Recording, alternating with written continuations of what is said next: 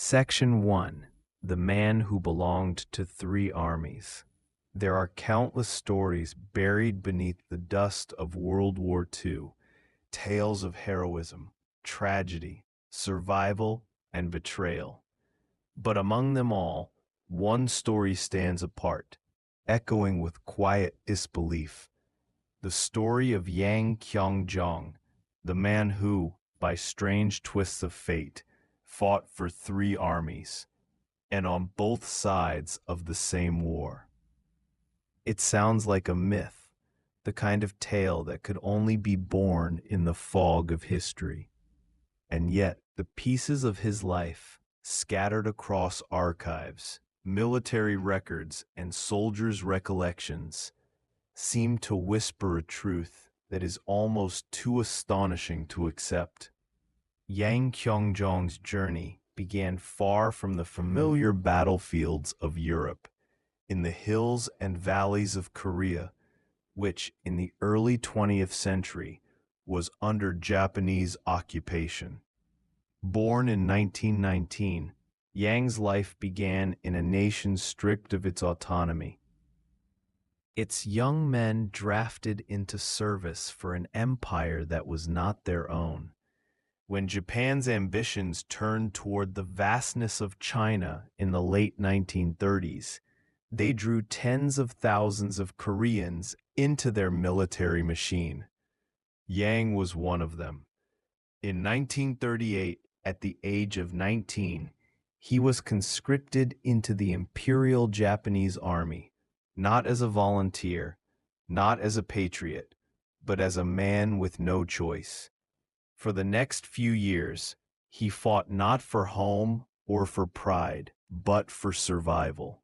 The Japanese campaign in Manchuria was a brutal theater of war, where soldiers faced freezing temperatures, relentless combat, and dwindling supplies.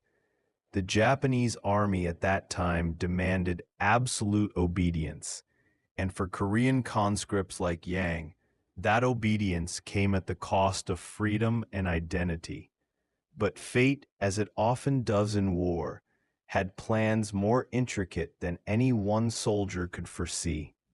In 1939, Yang found himself stationed along the border between Japanese-occupied Manchuria and the Soviet-controlled region near the Khalkhin-Gol River, a place that would soon erupt into one of the fiercest, least-known battles of the early war. The Battle of Khalkhin-Gol was a storm of fire and metal that raged across the Mongolian plains. The Soviets, led by a rising commander named Georgy Zhukov, unleashed tanks, artillery, and airstrikes that shattered the Japanese lines. It was here, amidst the chaos and the screams of men who could no longer tell where one army ended and another began, that Yang's first transformation occurred.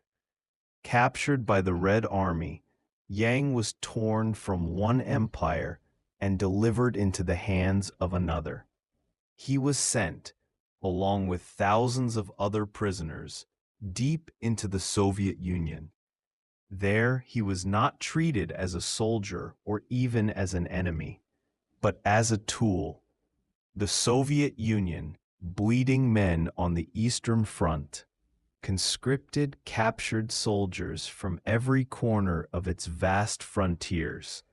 They became what some historians later called the forced soldiers of the Red Army, men who fought for survival rather than ideology.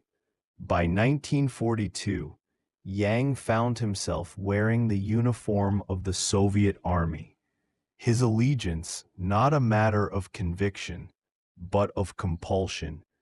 Now he fought against the Germans, men who had never heard of Korea, who couldn't have imagined that the quiet young soldier beside them had once marched under the rising sun. For Yang, every battle blurred the lines between identity and necessity. Each time he lifted his weapon, he did so not for emperor, nation, or cause, but because not fighting meant certain death. Then, as if destiny had not yet exhausted its cruel humor, Yang's life twisted once more.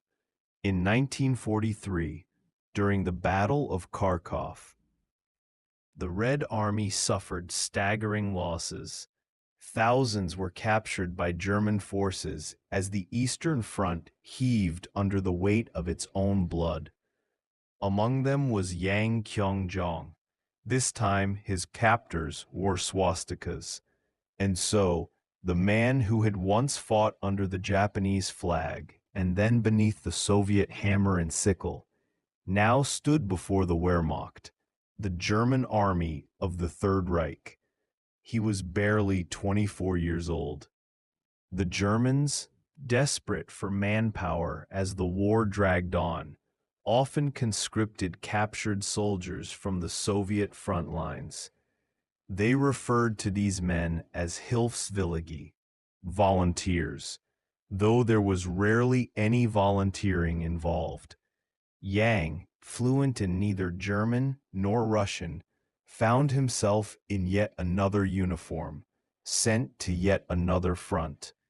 In an almost unbelievable turn, he was assigned to the Ostbataillon, the Eastern battalions composed of men from captured territories, Ukrainians, Poles, Georgians, and yes, even Koreans.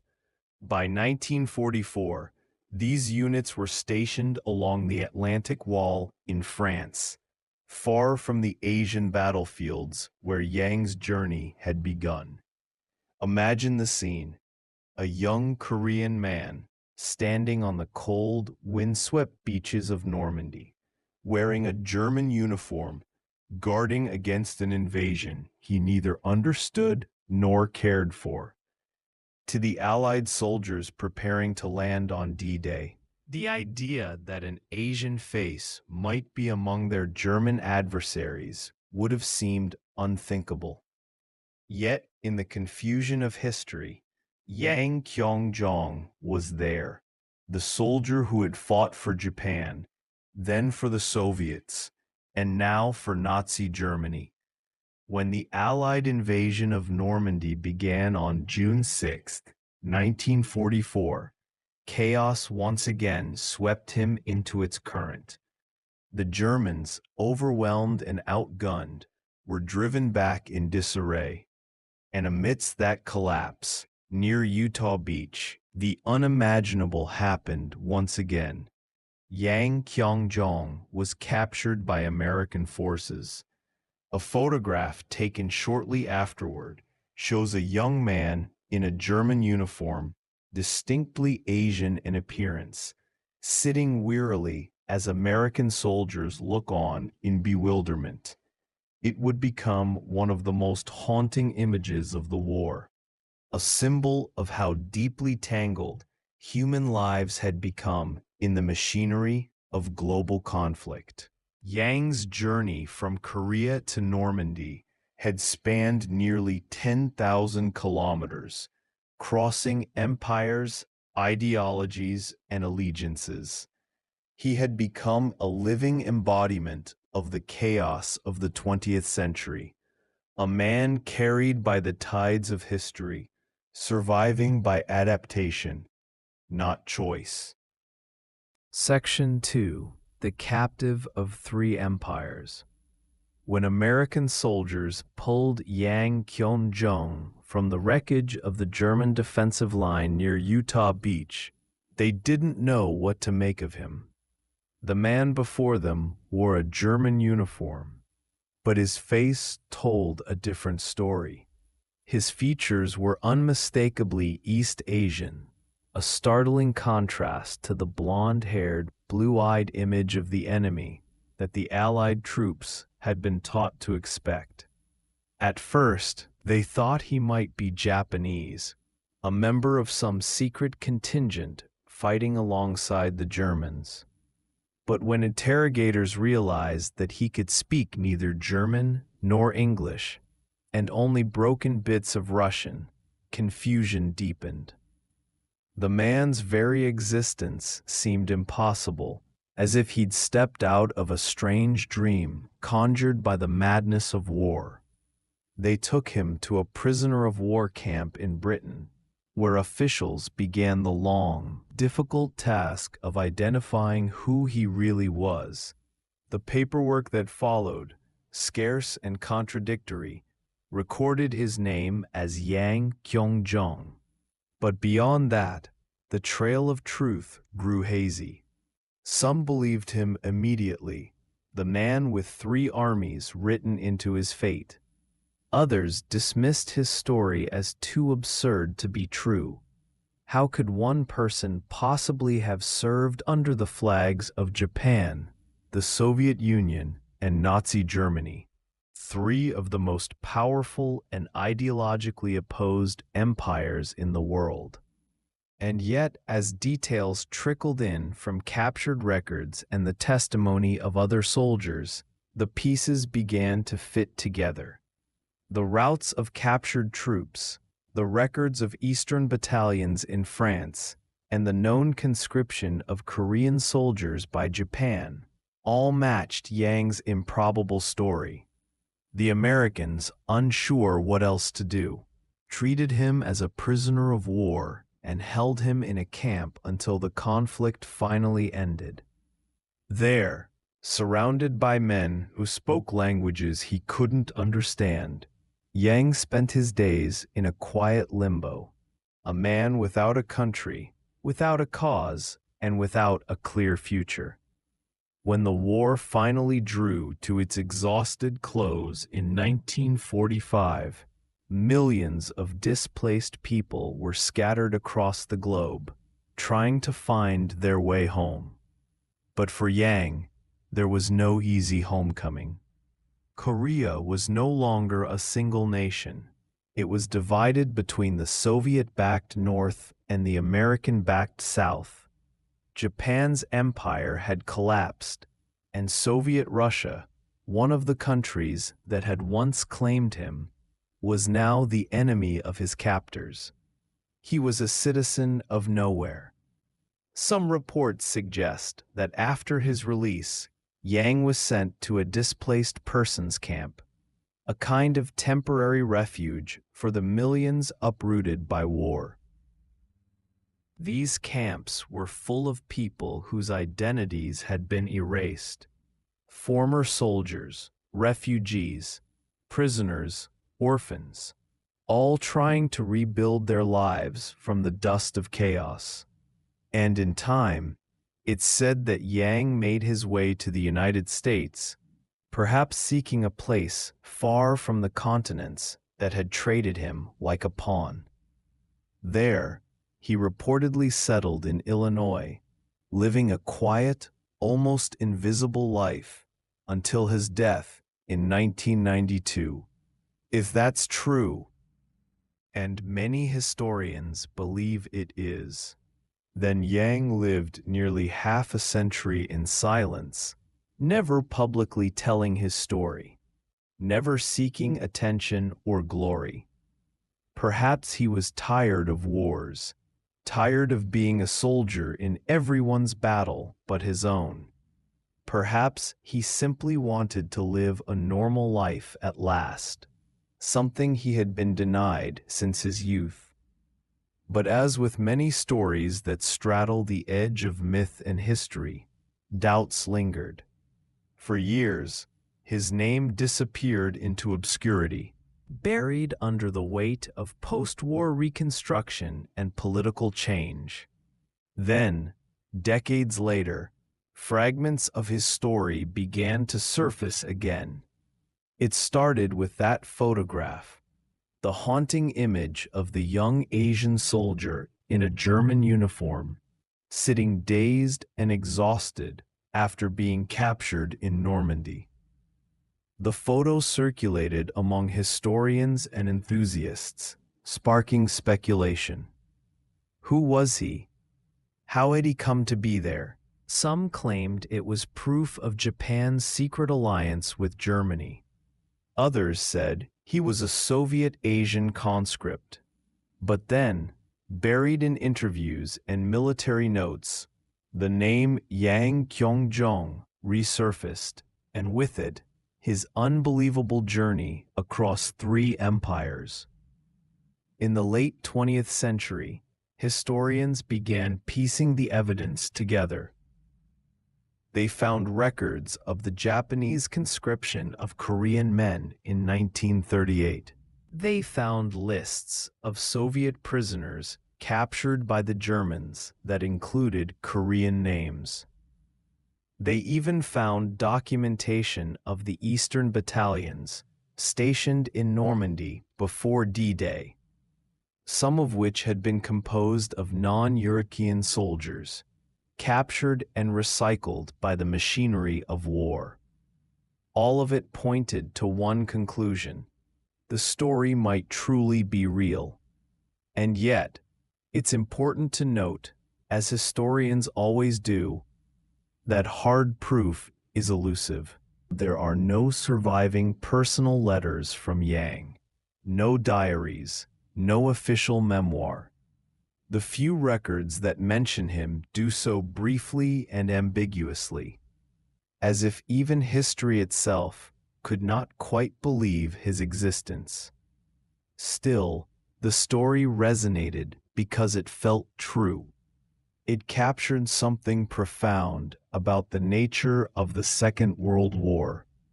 Not the grand battles or the famous leaders, but the ordinary human beings who were swept up, used, and forgotten. For every general who gave an order, there were thousands of men like Yang, men who didn't understand the politics or the ideologies, men who simply wanted to survive another day. His life reminds us that war doesn't just divide nations, it divides people from themselves. Think about it. A man born in occupied Korea, forced to fight for Japan's empire in China, captured by the Soviets, made to fight in Europe, captured again by the Germans, sent to the Western Front, and finally captured by the Americans, the last army that would ever hold him. Each time, his uniform changed, but his heart remained the same. Fearful, weary, desperate to live. In the end, perhaps the most remarkable part of his story isn't that he fought for three armies, but that he somehow survived all of them. Section 3. The Man Who Belonged to No Army. As the decades passed, the name Yang Kyung-jong might have vanished completely, if not for the occasional whisper among historians and war enthusiasts. His tale was so unbelievable that it almost read like fiction. A soldier who had served under three flags, fought on three continents, and survived battles that shaped the modern world. Yet, unlike the great generals and celebrated heroes of the war, Yang left no speeches, no medals, no records of his own voice. He lived and died quietly, as though unwilling to disturb the silence he had finally earned. It wasn't until the late 1990s that his story began to re-emerge, faintly, uncertainly, through the work of military researchers who stumbled upon a strange photograph in the U.S. National Archives. In the image, an exhausted young Asian man sits among captured German soldiers, staring just past the camera, eyes heavy, with something between confusion and disbelief. His uniform is German, but his presence seems out of place, as though he had wandered into the wrong war entirely. When the photograph began circulating online years later, it sparked renewed curiosity. Who was this man? Was he really a Korean soldier conscripted into the Japanese, Soviet, and German armies? Could such a story even be true? At first, many dismissed it as a myth, a wartime exaggeration, one of those tales that grows stranger each time it's told. Yet as more researchers dug deeper, they found faint trails that pointed toward the same conclusion. Yang's journey, however unlikely, might well have been real. The pattern of events matched the movements of history almost too perfectly. Japan's invasion of Manchuria in 1931, the Soviet Union's capture of Japanese troops in 1939, the German conscription of Soviet prisoners during Operation Barbarossa. Each event formed a link in the chain that could have pulled one young man across three armies without ever giving him a choice. And so Yang's story became more than an anecdote. It became a symbol of what war does to the powerless. The meaning beneath the myth. When people speak of World War II, they often imagine it as a war of principles. Freedom versus tyranny, democracy versus fascism. But stories like Yang's remind us that for millions of ordinary soldiers, the war had nothing to do with grand ideals. It was about surviving hunger, cold, and fear. It was about obeying whoever held the rifle above you that day. For men like Yang, nationality became meaningless. He was born in a Korea that didn't exist anymore, served an emperor who would soon fall, fought under a Soviet flag that wasn't his, and marched for a German regime that saw him as expendable. The war turned him into a living paradox, a man who belonged everywhere and nowhere at once. This, perhaps, is what makes his life so haunting. He wasn't a traitor, he wasn't a hero. He was something much harder to define, a survivor. It's said that after his release and quiet emigration to America, Yang rarely spoke of his wartime years. In his later life, he reportedly ran a small business and lived out his days in relative peace, his name fading into obscurity. Those who claim to have known him describe him as calm, polite, and deeply private, as though he carried a world of ghosts that he preferred not to wake. But even if Yang never sought recognition, his story eventually reached a wider audience. In 2011, the South Korean film My Way was released, a cinematic reimagining of his life, dramatizing his journey from Korea to Europe.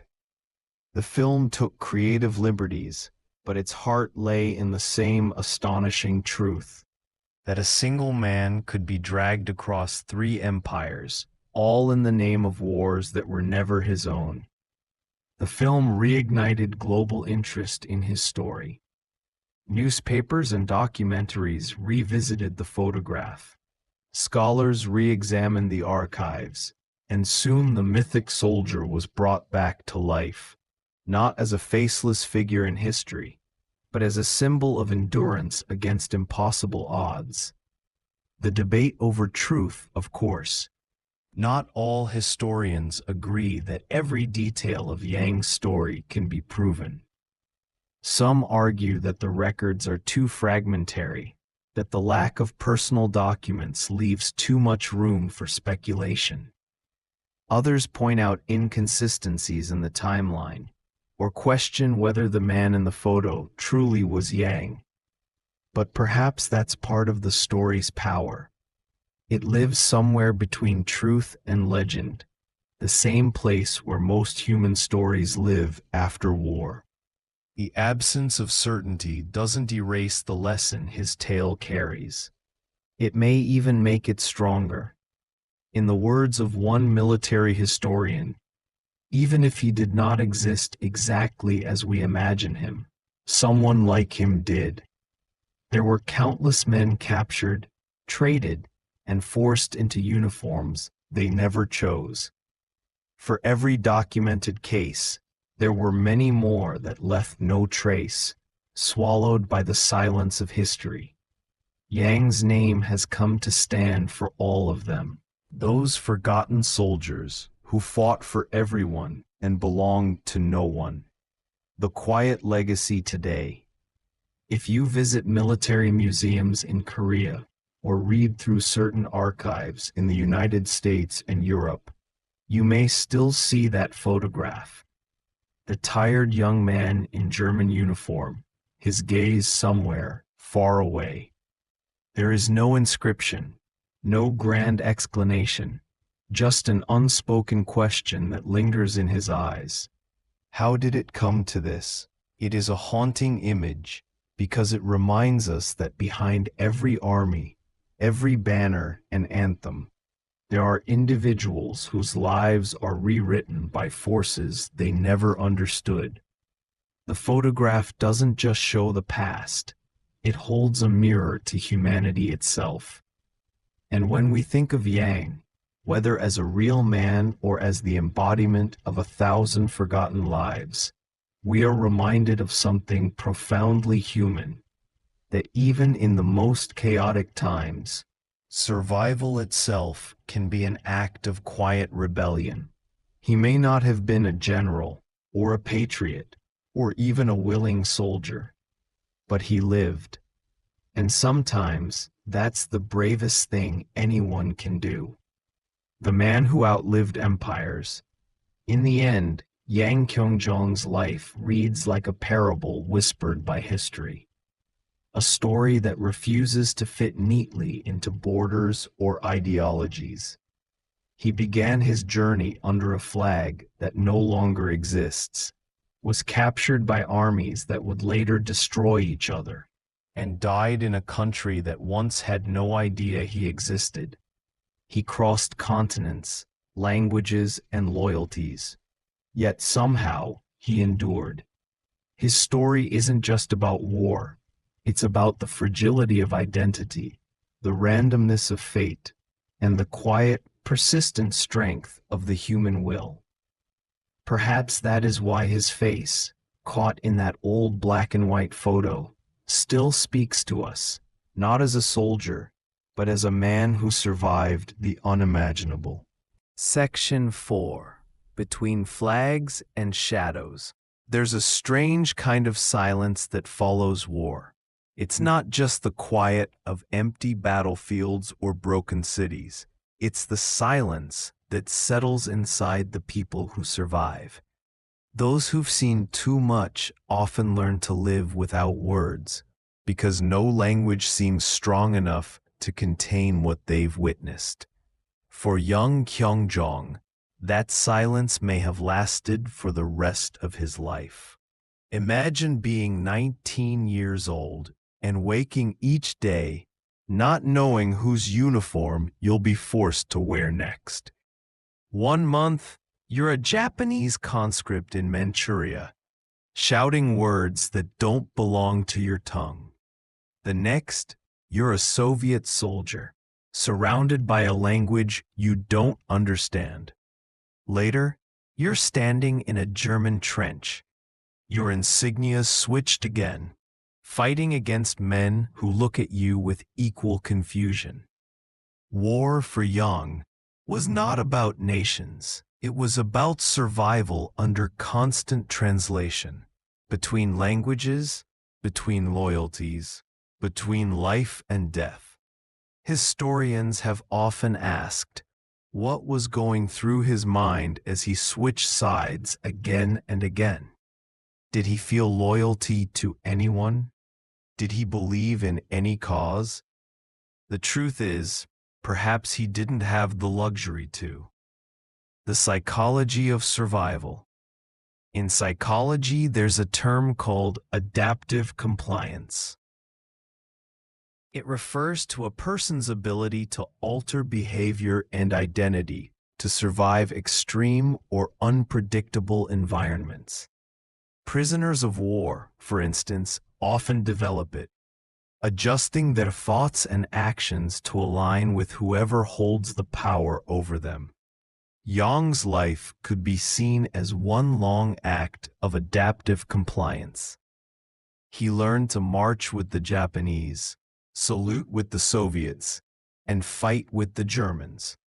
Not because he wanted to, but because refusing to would mean death. His life was the embodiment of what one historian called the moral neutrality of survival. In other words, when the choice is between ideology and existence, most humans choose existence.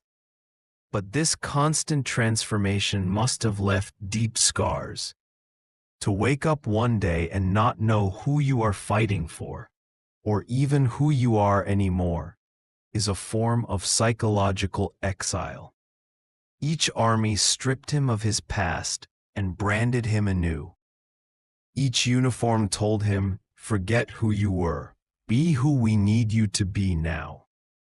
By the end of the war, Yang wasn't just a soldier. He was a man with 3 erased identities and no country to call his own. The man who outlived his nations. When Yang finally made it to America after the war, it was almost poetic. He arrived in a nation that had fought against every army he'd ever served in. Yet, for the first time, he could live freely, not as someone else's soldier, but as himself. His new home, reportedly in Illinois, was quiet. He ran a small business, kept mostly to himself, and rarely spoke about the past. Those who lived nearby said he seemed calm, even kind. But there was a distance in his eyes, as though he existed somewhere between this world and another. He died in 1992, at the age of 72. By then, the world had changed beyond recognition. The Japanese Empire was long gone. The Soviet Union had dissolved, and Germany had been reborn into democracy. Every empire he once fought for had fallen, and yet he endured. It's a strange irony. A man who never chose a side outlived all the sides.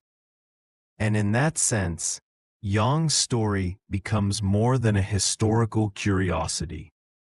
It becomes a quiet meditation on the futility of war, how empires rise, flags change, and ideologies fade, but the human instinct to endure remains the same. The echo of forgotten soldiers. Yang wasn't alone in his fate. There were other men like him, prisoners of war, conscripts, displaced soldiers who changed uniforms out of necessity. Some historians estimate that during the chaos of World War II, tens of thousands of men fought for both sides at different times, either as forced laborers or reluctant soldiers. In Eastern Europe, for instance, entire divisions of captured Soviet soldiers were absorbed into German forces. Many of them never returned home, fearing execution for treason. Others vanished into refugee camps or emigrated to foreign countries under new names. These stories rarely appear in history books, perhaps because they blur the neat lines between hero and enemy. They remind us that most wars are fought not by ideologues, but by ordinary men trapped inside the machinery of nations. And among them all, Yang's tale stands out because it feels so improbable, like a myth made human. But maybe that's why his story continues to resonate. It challenges our desire for clean narratives. It forces us to confront the uncomfortable truth that survival often has no flag. The human cost of neutrality. To live through such extremes without choosing a side is not easy. Psychologists who study war survivors often describe a phenomenon known as identity dissociation, the gradual loss of personal continuity caused by years of forced conformity. It's as if one's sense of self splinters into pieces, each belonging to a different time and uniform. Did Yang ever dream in Japanese? Did he think in Russian? Did the sound of German commands echo in his mind when he closed his eyes at night? We'll never know, but what's certain is that he carried the echoes of all three armies within him. His silence, then, wasn't emptiness. It was a kind of peace built on exhaustion, the calm that follows when one has survived too much to speak. Perhaps that's why his story still feels so deeply human. It's not about victory or defeat. It's about endurance beyond allegiance. The will to live even when the world keeps changing the rules of who you are. The paradox of freedom. In the end, Yang Kyungjong achieved what few in his generation did. He escaped, not just the war, but the nations that had claimed him. He built a quiet life in a country that expected nothing of him. No salutes, no loyalty, no translation. And maybe that's the ultimate irony. He had to serve three empires to finally find freedom in none of them.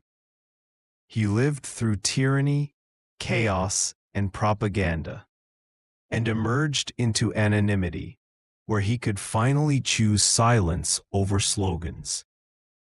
It's hard not to see a kind of poetic justice in that. Section 5. A Stranger in the Wehrmacht. The summer of 1944 was not kind to the German army. The Eastern Front had collapsed into chaos. The Western Allies had landed in France, and the Reich that once seemed unstoppable was now fighting for its survival. And somewhere amid this vast, disintegrating war machine, a single soldier, quiet, watchful, and speaking almost no German, found himself wearing the uniform of a nation he barely understood. That man was Yang Kyungjong, and by then he had already lived through more than most men would in 10 lifetimes.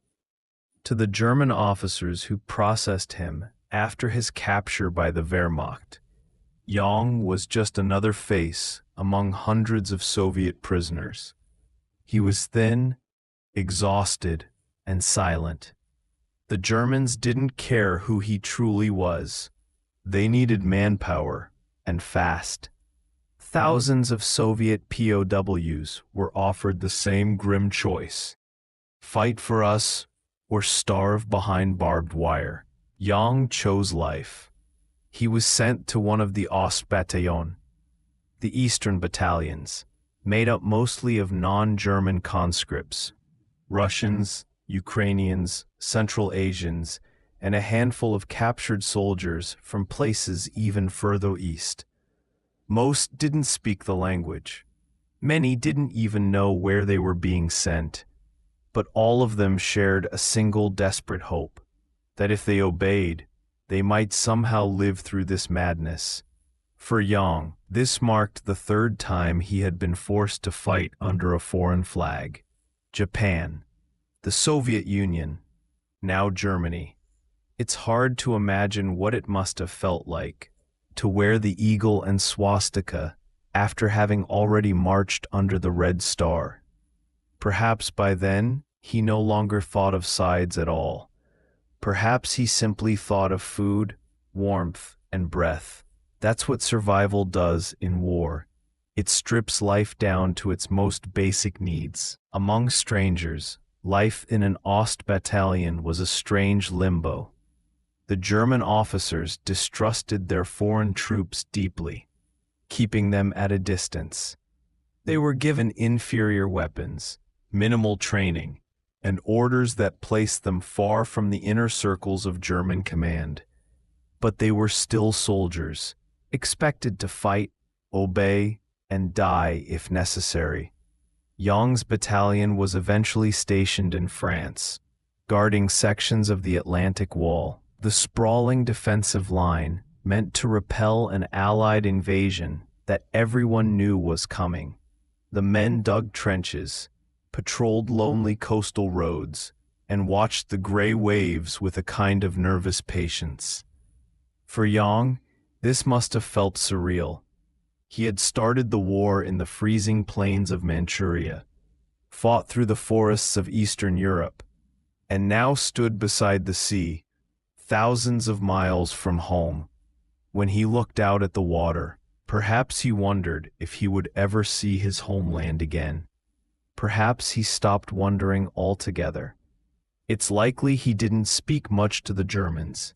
Communication was difficult, and punishment was harsh for any sign of disobedience. Most days were quiet, long stretches of waiting, broken by drills, rations, and the distant thunder of artillery practice. But beneath that stillness, there was always tension. The soldiers of the Ost battalions knew they were expendable. If the Allies landed, they would be the first to face them, and the first to fall. Still, compared to the brutality of Soviet labor camps, or the relentless campaigns of the Japanese army, this may have felt like a strange kind of peace, a fragile, borrowed calm, one that Yang knew could vanish at any moment. The invasion. On the morning of June 6, 1944, the waiting ended. From his position along the Normandy coast, Yang would have seen, or at least heard, one of the most terrifying sights in modern history: the Allied invasion. The sky was thick with planes. The sea boiled with ships. Explosions shattered the horizon. For men like Yang, who barely understood where they were, the sound of D-Day was not the call of liberation or victory. It was the sound of chaos itself. When the invasion began, the Eastern battalions were thrown into confusion. Many soldiers didn't know who was attacking. Some thought it was another German exercise. Others assumed the Soviets had somehow arrived from the West. Orders were shouted in German, often misunderstood, sometimes ignored. The front collapsed within hours. Yang's unit, likely positioned near Utah Beach, found itself surrounded by American paratroopers. The fighting was fierce but brief.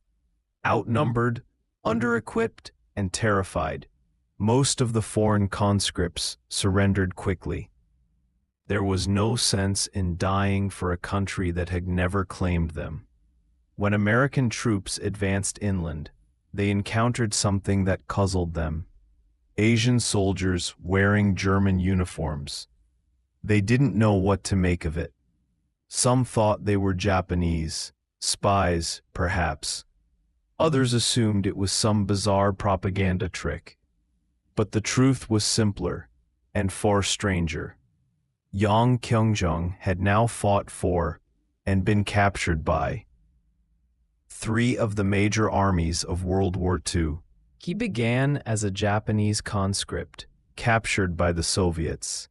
He became a Soviet soldier, captured by the Germans. And now, as a German soldier, he was captured by the Americans.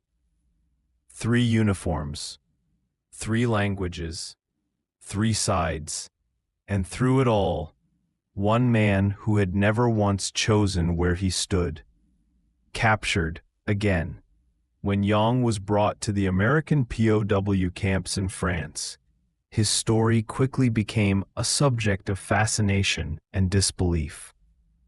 The Americans interrogated him, assuming he was Japanese.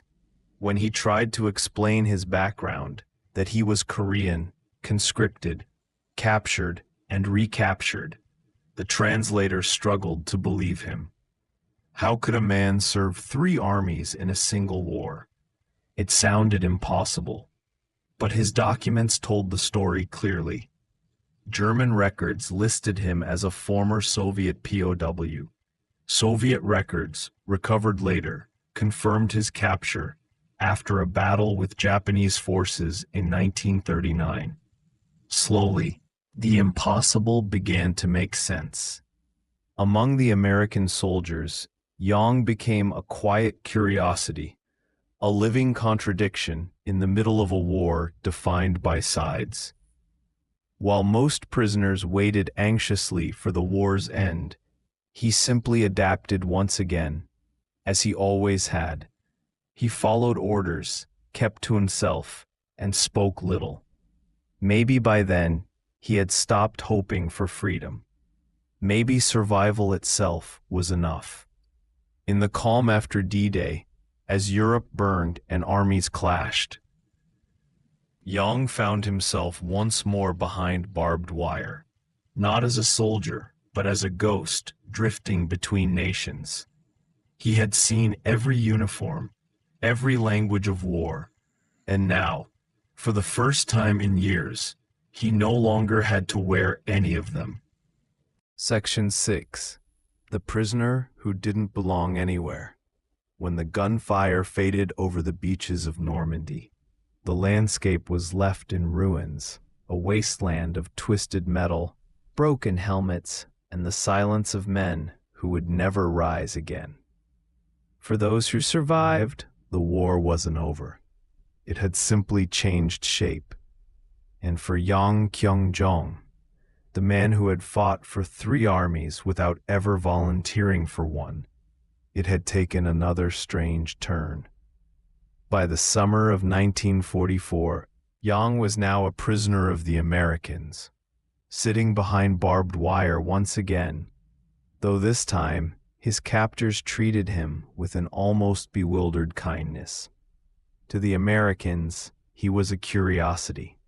They called him the man with 3 armies. Some didn't even believe his story until the papers confirmed it. For the first time in years, Yang wasn't being forced to march, fight, or dig trenches. He could finally breathe. But that didn't mean he was free. A POW in a new world. The American POW camps in France were different from anything Yang had experienced before. Unlike the Soviet gulags or the brutal German labor compounds, the U.S. facilities followed international conventions. Prisoners received food, medical care, and even limited recreation.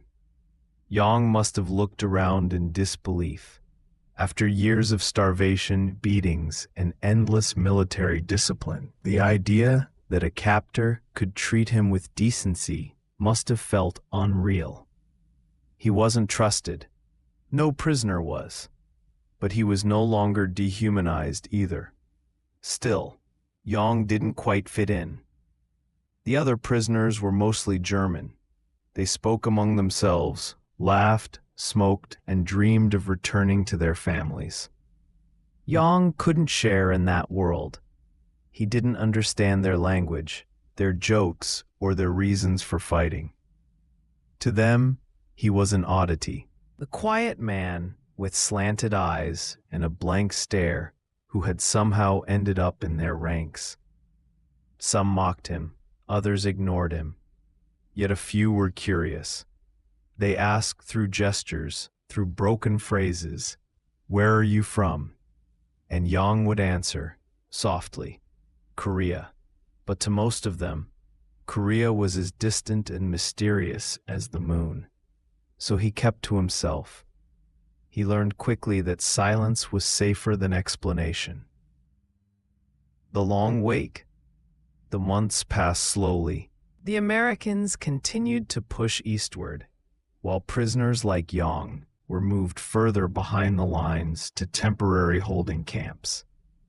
Many were sent to Britain or even to the United States to prevent escape.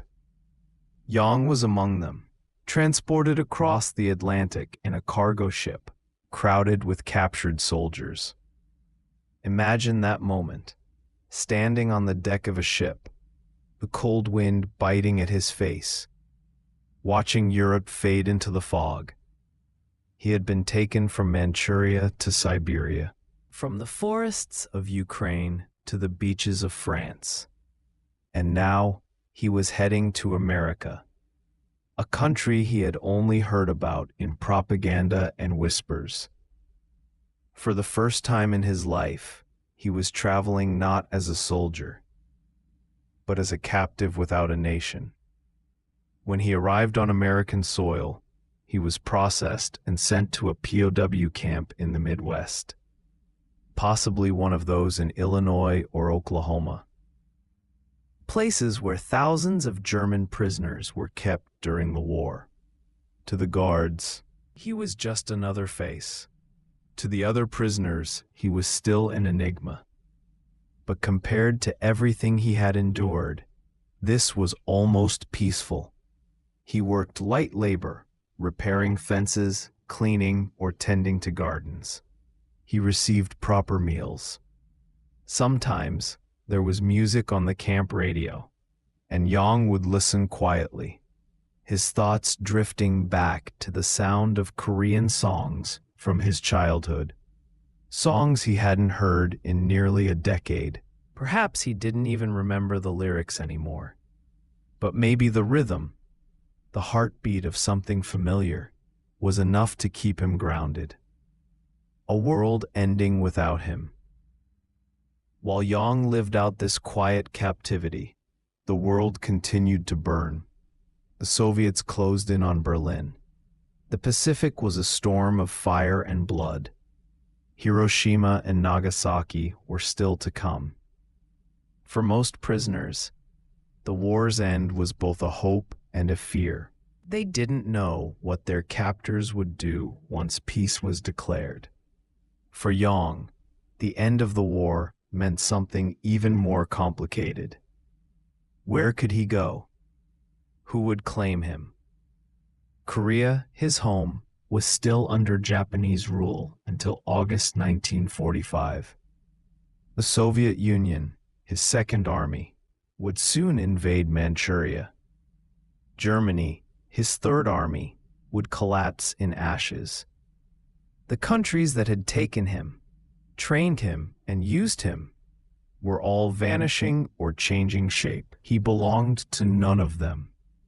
He was a man from nowhere, waiting in a world that no longer had a place for him. Freedom of a kind. In 1945, when Germany officially surrendered, the POW camps began processing releases.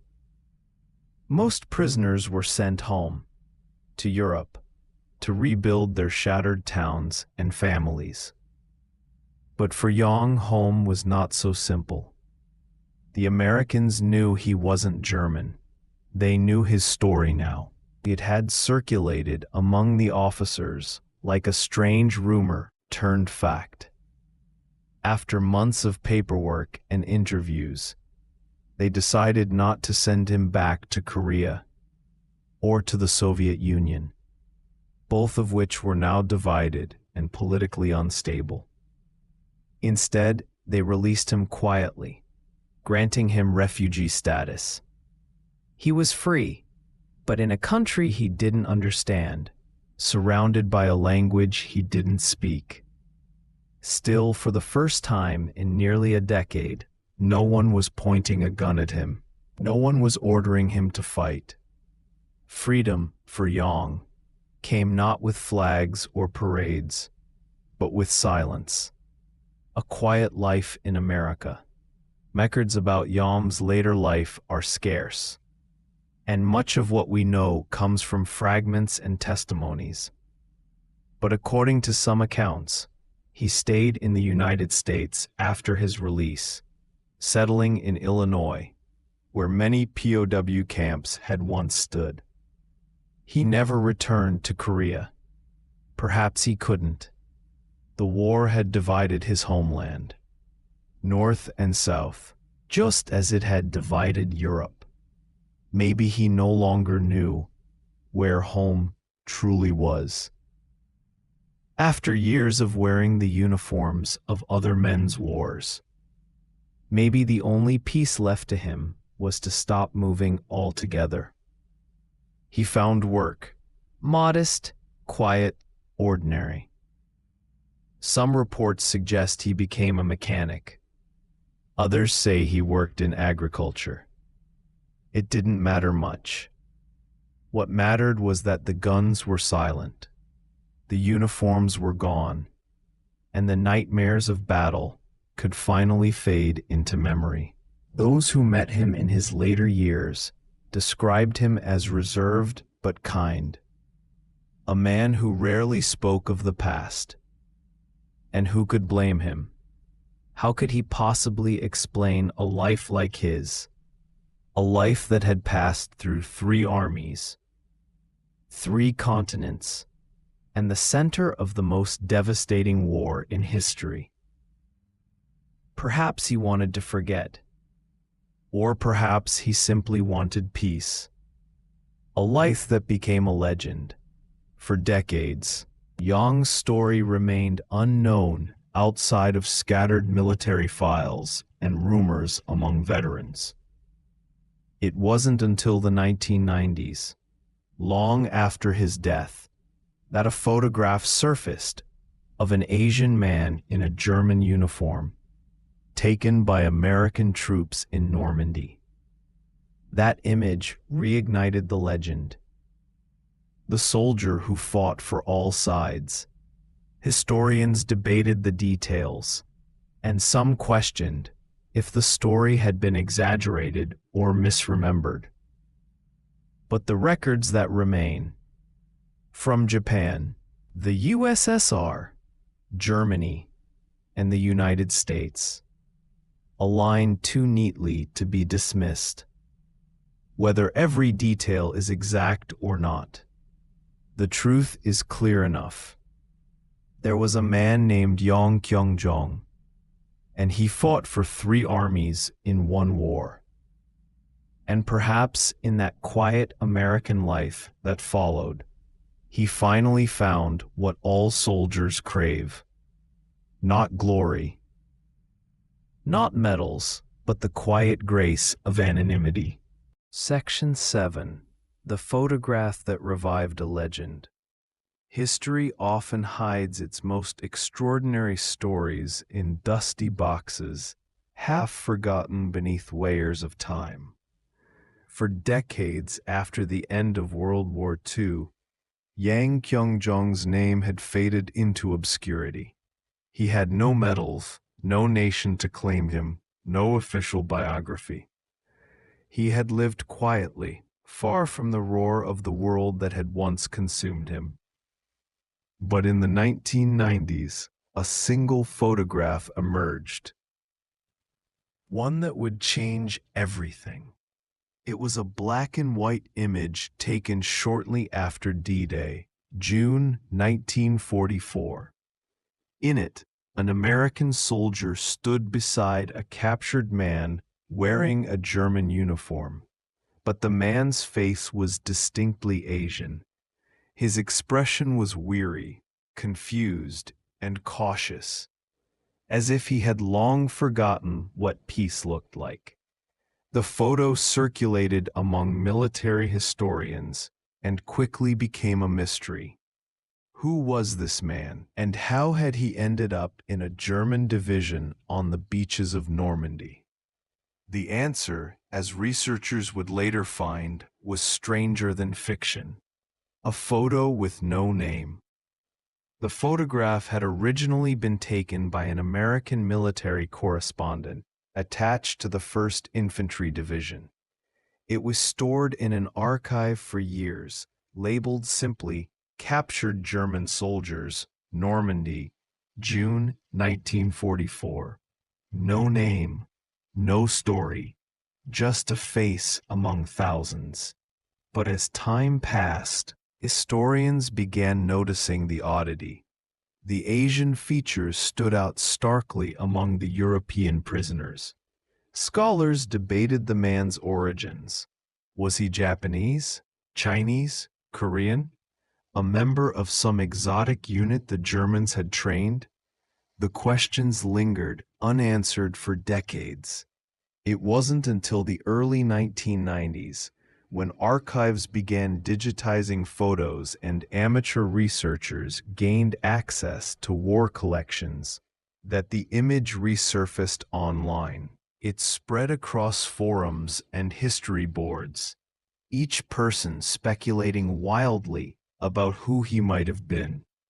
Then, a few persistent historians connected the dots to Yang Kyung-jong, the man rumored to have fought for Japan, the Soviet Union, and Germany in a single lifetime, piecing together a vanished life. To understand how historians confirmed Yang's story, one must imagine the difficulty of tracing a single person through the chaos of the 20th century, especially someone who crossed multiple armies and nations that often destroyed their own records. The journey began with Japanese military archives. Historians found records from 1938 detailing the Battle of Khalkhin Gol, a brutal border conflict between Japan and the Soviet Union. Among the captured Japanese troops, several Koreans were listed, men who had been conscripted under Japanese rule. The Soviets had classified them as labor prisoners, and some were later sent to Siberian work camps. From there, researchers discovered Soviet prisoner transfer records. In 1942, the USSR sent groups of captured men, including Asians, to the Eastern Front, where manpower was desperately needed. They were forced into penal battalions, expendable units tasked with clearing mines or storming fortified positions. And in those same Soviet records, a name appeared, Kyung-jong Yang, noted as Korean origin. That was the first concrete link. From the Soviet archives, the trail led to German documentation captured by the Allies. In 1943, during the German push into Ukraine, the Wehrmacht absorbed a number of Soviet prisoners into its ranks, particularly for auxiliary roles. Among them were non-Slavic recruits, including Central Asians and a few East Asians. It was here, historians believe, that Yang was transferred once more, forced to don yet another uniform, this time under the Wehrmacht's 709th Infantry Division, stationed along the French coast. The timeline matched perfectly. The Normandy capture American after-action reports from June 6 through 7, 1944, described the capture of 4 Japanese soldiers in German uniforms near Utah Beach. U.S. soldiers at first believed they were members of some secret Axis alliance unit, but upon questioning, with translators and a great deal of confusion, it was revealed that they were Koreans, not Japanese, and had been conscripted through Soviet and German chains of command.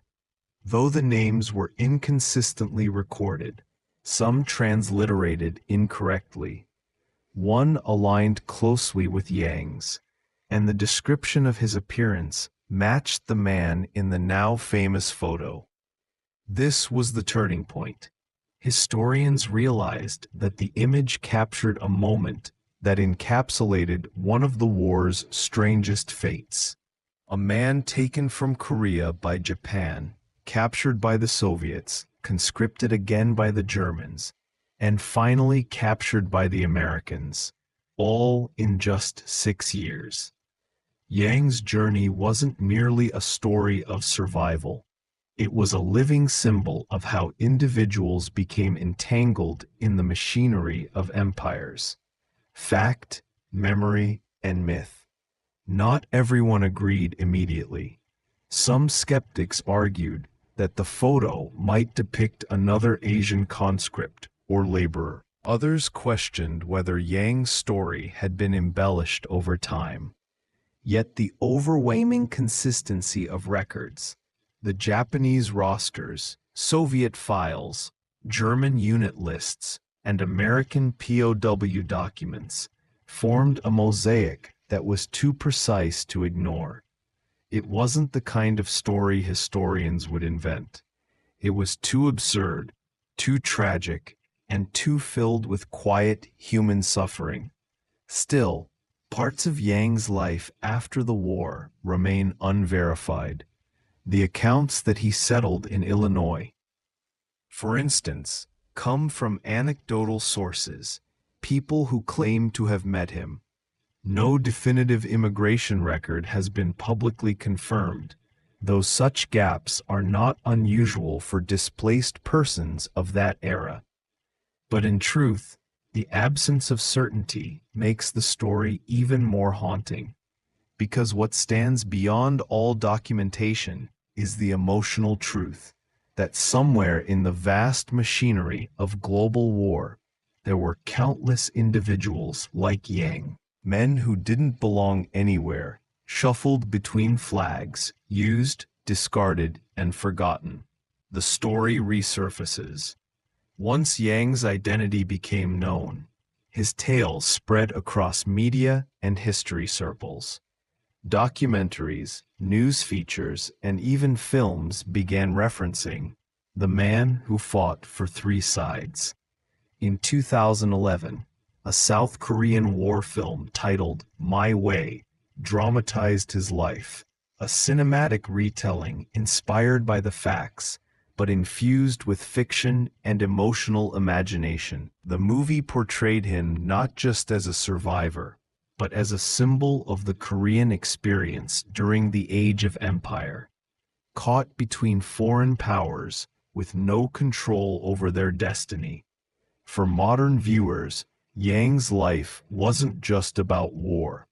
It was about identity, the quiet tragedy of a man who lost his nationality, his home, and perhaps even his sense of self in the swirl of global history. The power of one photograph in the end. What brought Yang back to life wasn't a speech or a monument, but a single photograph, a moment frozen in time.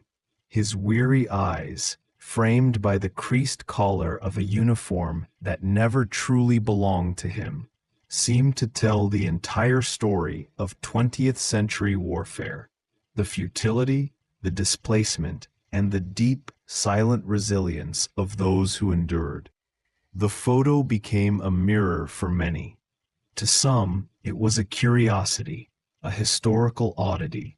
To others, it was a quiet testimony that history isn't just about nations and leaders, but about people, fragile, bewildered, and lost, who survive despite it all. The man who became a symbol. In history books, Yang is often summarized with a single line: a Korean soldier who fought for Japan, the Soviet Union, and Nazi Germany before being captured by the United States. But such a sentence feels impossibly small for what he truly represents. He was the embodiment of the powerless in an age of total power.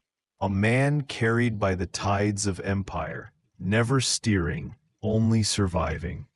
His story transcends geography and politics. It speaks to the human condition itself. The image of his face in that faded photograph remains one of the most haunting relics of World War II, not because of what it shows, but because of what it suggests, that behind every uniform lies a human being with a story too complicated for history to hold neatly. Section 8. From Forgotten Man to Global Legend. When the story of Yang Kyung-jong resurfaced in the late 20th century, it did so quietly. Just a curious detail in an obscure military archive. Yet within a few decades, His life had become one of the most talked about and mysterious tales of World War II. From a single black and white photograph emerged a myth that captivated journalists, historians, filmmakers, and the public alike. But how did this lone Korean soldier, lost in the chaos of history, become an enduring symbol of war's absurdity and humanity's will to survive? The answer lies in the way his story crossed cultural boundaries, much like he himself had crossed armies and continents. What began as a minor historical anomaly slowly transformed into a modern legend, part truth, part myth, and entirely unforgettable. The rediscovery. By the 1990s, the internet was becoming a tool for amateur historians. Digital archives made forgotten images accessible, and people began noticing strange details in wartime photos that professionals had long overlooked. Among these, the image of the Asian man in a German uniform stood out immediately. His face seemed misplaced, a living contradiction in a world that had divided itself so brutally along lines of nationality and race. Early discussions about the photograph began on military history forums. Some dismissed it as a fabrication. Others speculated that the man might have been a Japanese advisor or a forced laborer. But soon, researchers began cross-referencing it with fragmentary military records, and Yang Kyung-jong's name began appearing in posts and academic discussions. That was when the story took on a life of its own. Articles began appearing in Korean newspapers, then in Japanese and English publications. Each retelling added new layers, some factual, others more interpretive, sometimes even fantastical. The image had struck a nerve because it seemed to reveal something larger about the chaos and randomness of war. How one man could embody the absurd collision of ideologies, nations, and destinies. The symbolism of Yang's journey. To Western audiences, Yang's life represented the ultimate irony of the 20th century. In an era when people were told to choose sides, democracy or fascism, freedom or tyranny, here was a man who had been forced to fight for all of them. His story challenged the simplistic morality of wartime narratives. For Koreans, however, his story struck a deeper chord. It symbolized the trauma of colonization and the loss of identity that many endured during the Japanese occupation. Koreans had been conscripted, displaced, and stripped of autonomy, and Yang's story, in its tragic absurdity, mirrored the collective experience of a people caught between empires.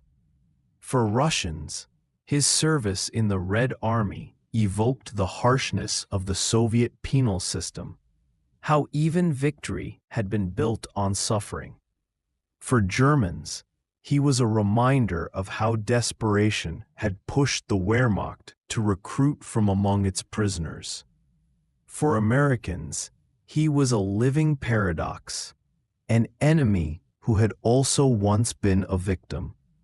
In every country touched by his story, Yang became a mirror reflecting their own moral complexities.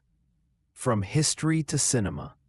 In 2011, the South Korean film My Way brought Yang Kyung-jong's story to the big screen.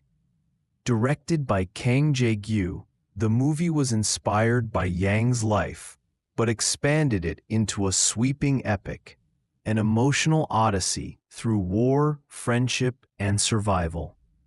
The film's protagonist, a fictionalized version of Yang, journeys from Korea to the Soviet front, then to Normandy.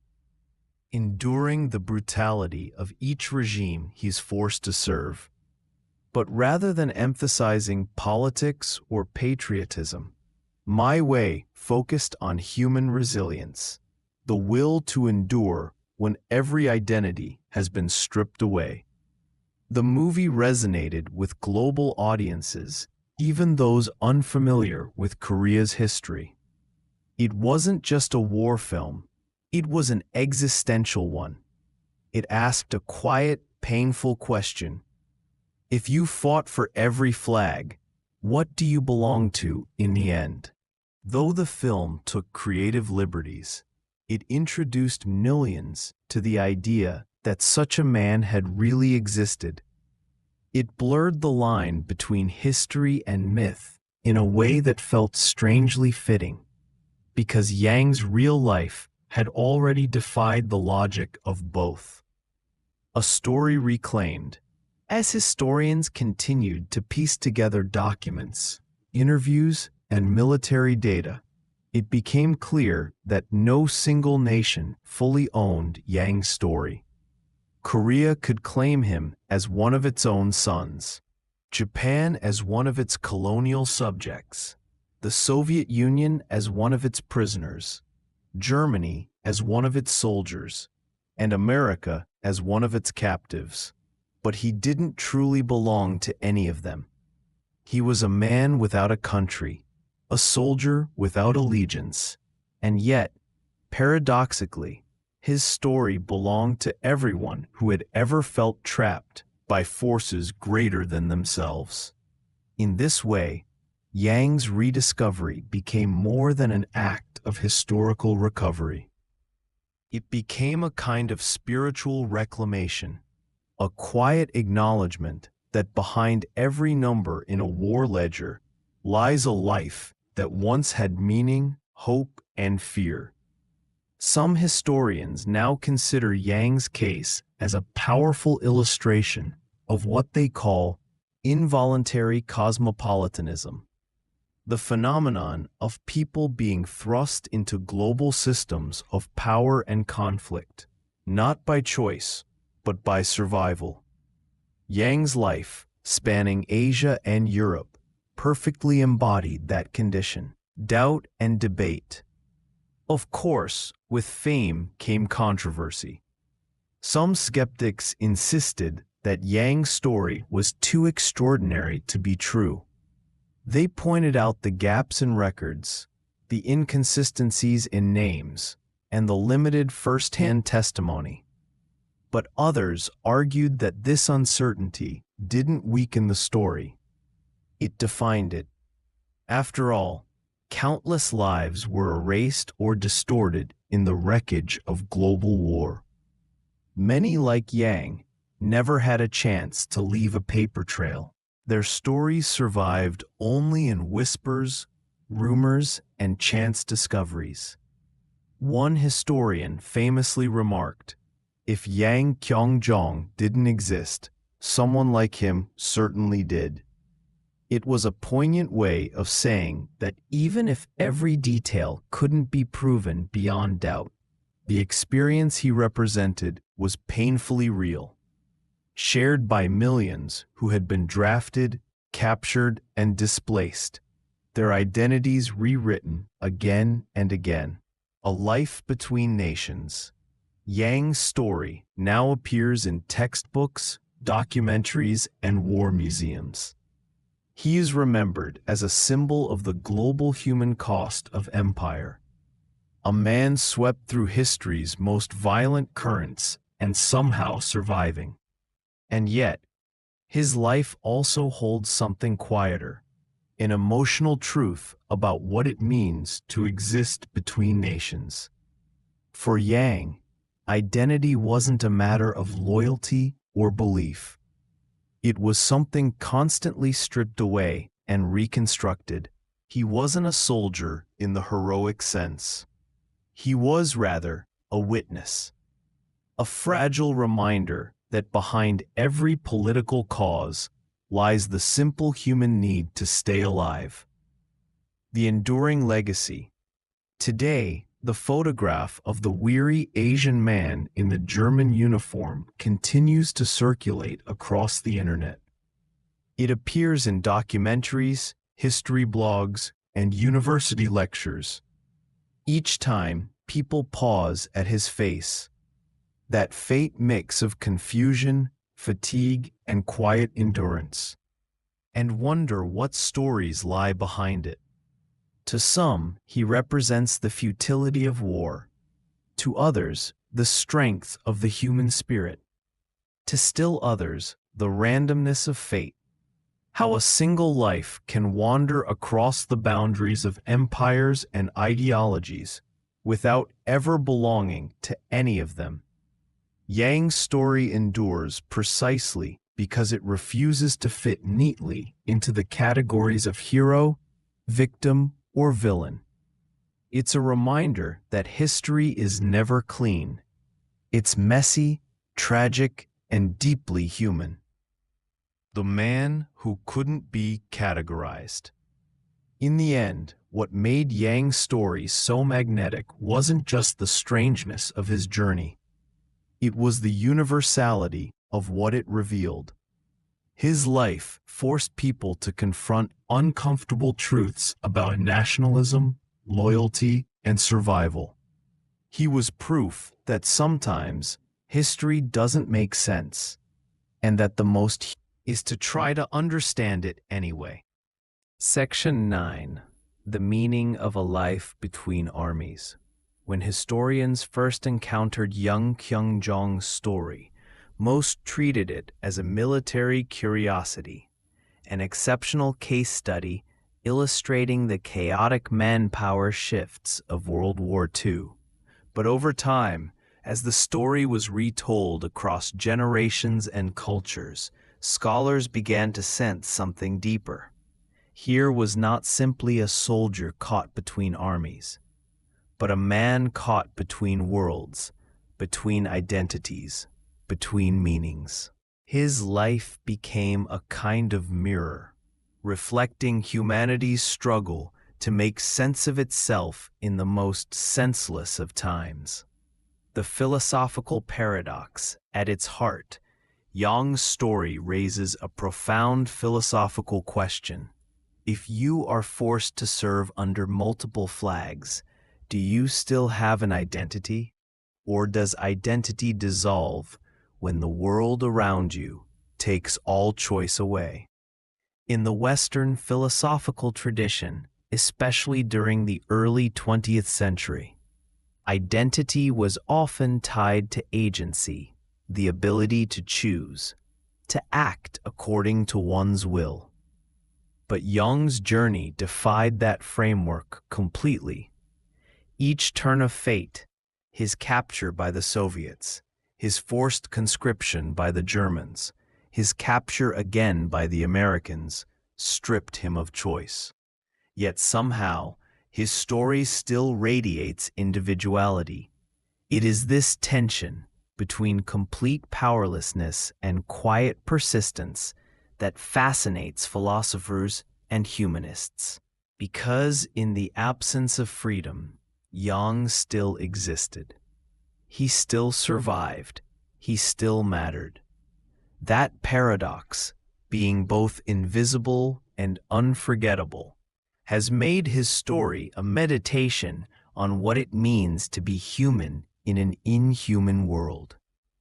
Historians and the search for context. Historically, Yang's journey cannot be fully understood without recognizing the systems that created it. Korea in the 1930s was under Japanese occupation. Its young men were often drafted into the imperial army, sent far from home to fight wars they didn't choose. When Japan's influence stretched into China, many Koreans were sent to the front lines of Manchuria, where Yang's fate began. Captured by Soviet forces, he became part of another machinery of empire, the Red Army's penal battalions, where survival was measured not by ideology, but by endurance. Later, When captured by the Germans and pressed into the Wehrmacht, he crossed into yet another system, where human beings were reduced to numbers and uniforms.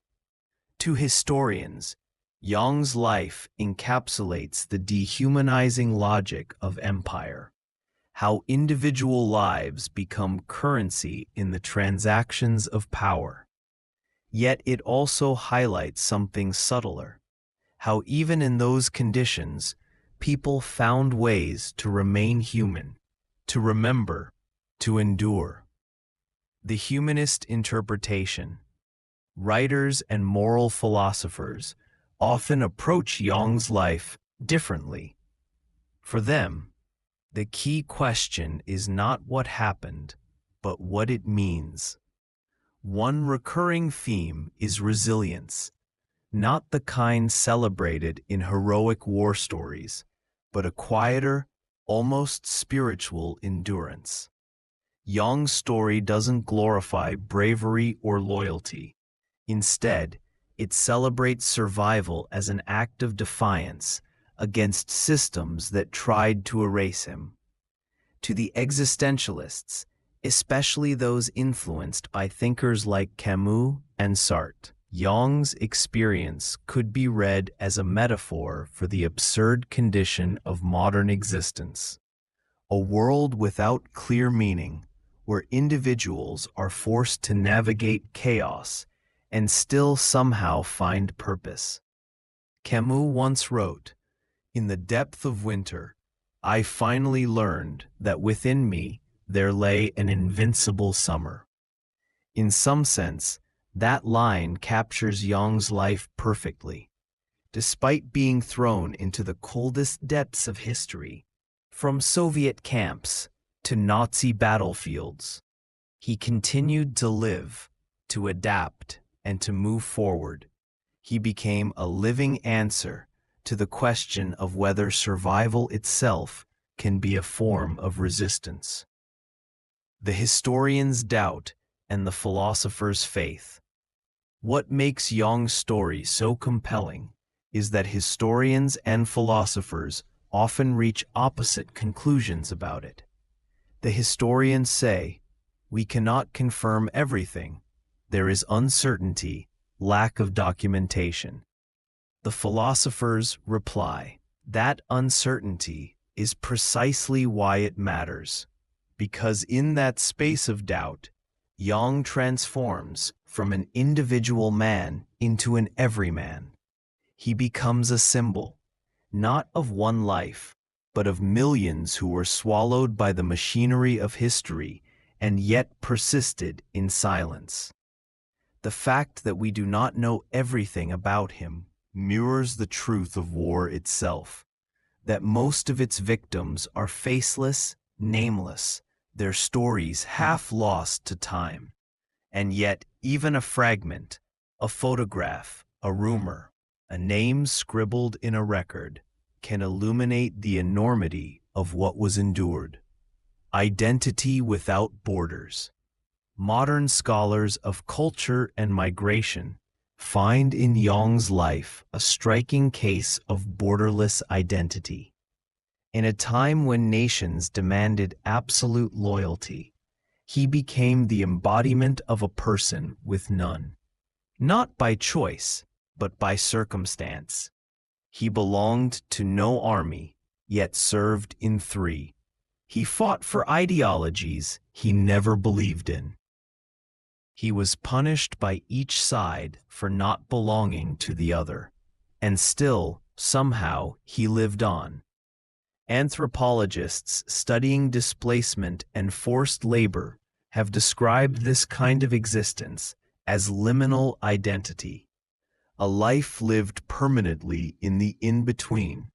Such people are neither accepted nor rejected, neither citizens nor enemies, always on the edge of belonging, but never truly part of the world around them. For many, this resonates beyond history.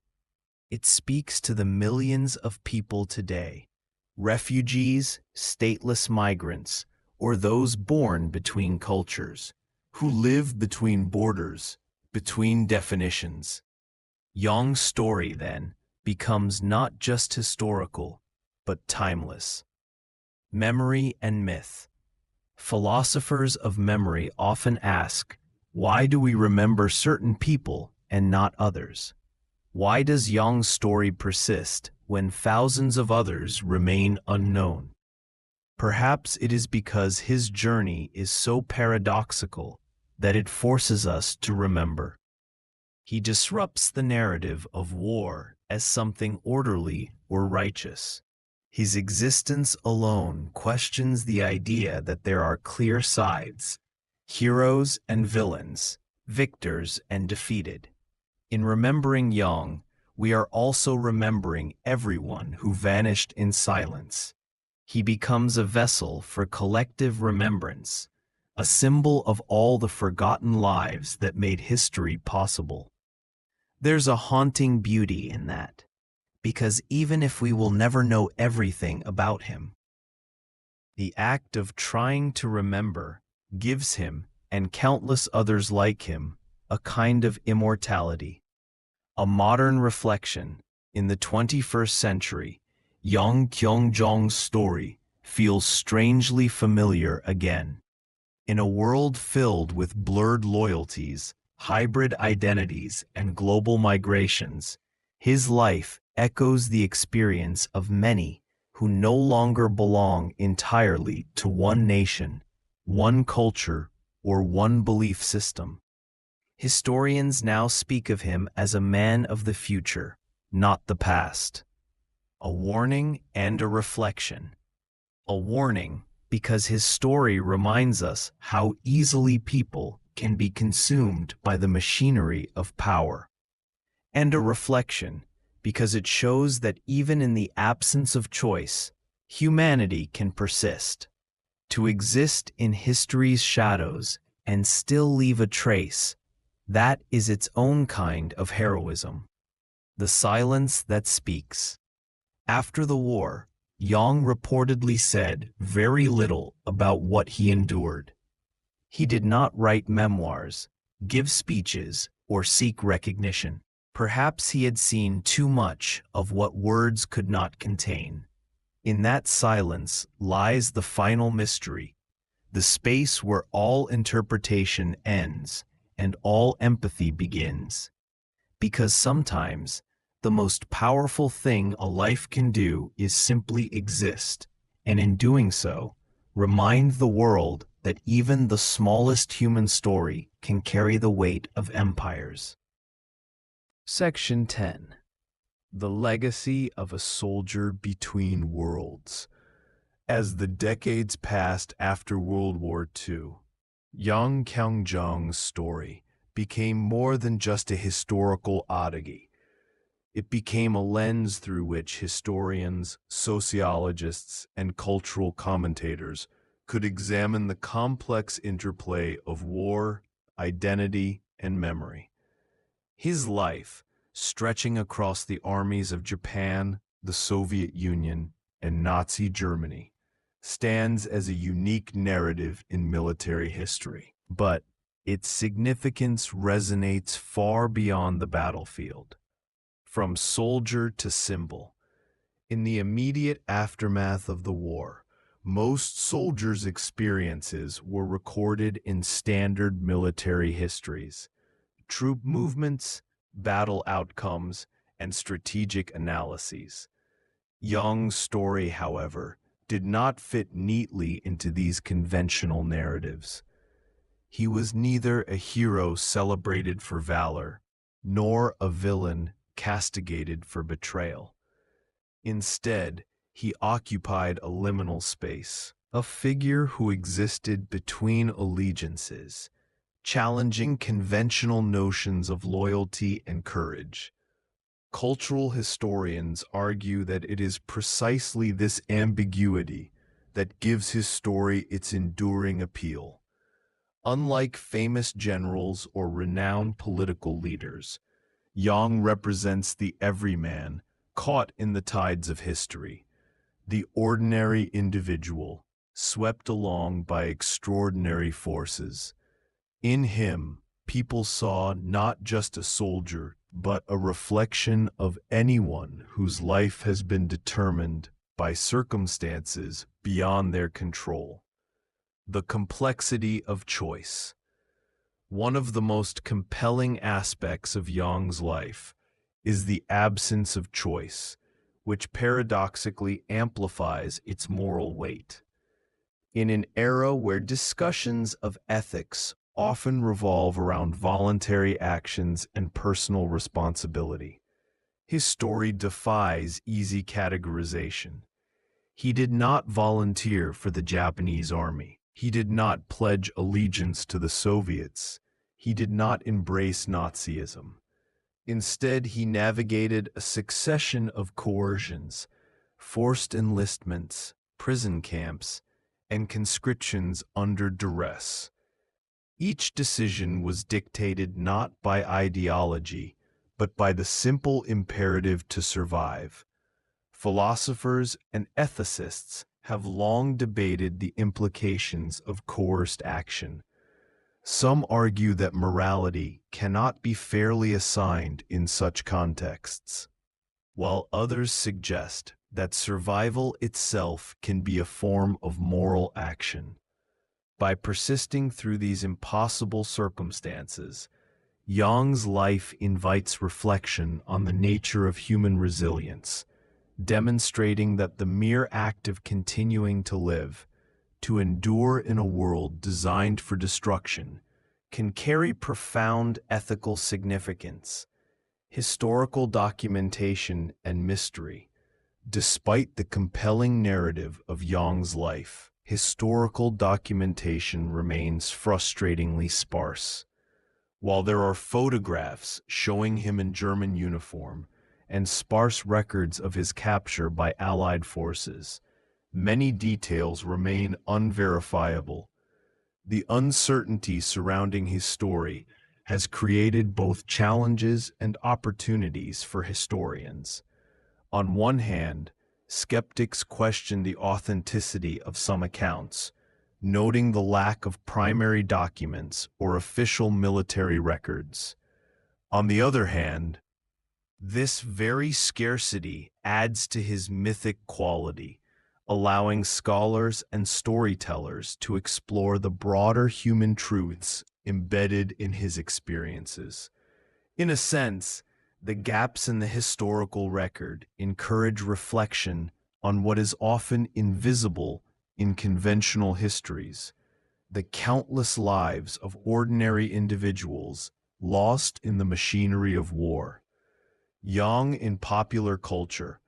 In recent years, Yang Kyung-jong's story has permeated popular culture, appearing in books, documentaries, and even reenactments.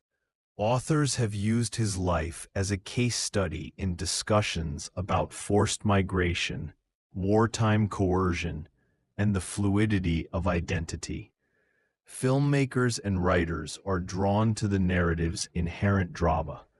A man who defies the simplistic binaries of history, serving multiple masters while navigating the chaos of a collapsing world order.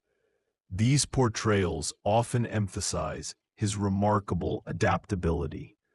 To move from one army to another, Jung would have had to assimilate not only new uniforms and protocols, but also new languages, cultural norms, and social hierarchies.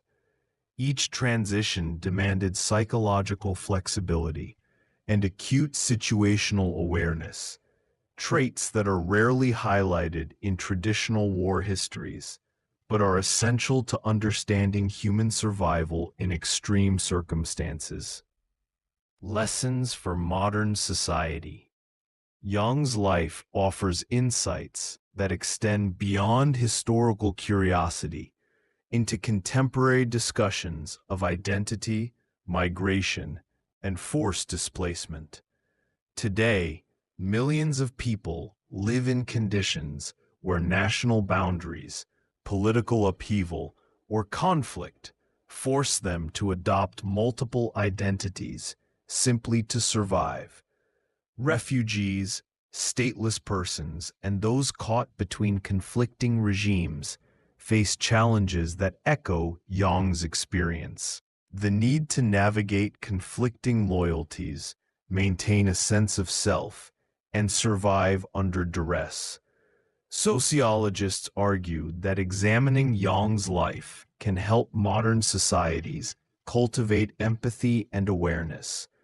By recognizing the complexities of coerced service and survival, contemporary audiences are encouraged to move beyond simplistic judgments about loyalty or betrayal, appreciating instead the profound adaptability and resilience that such circumstances demand.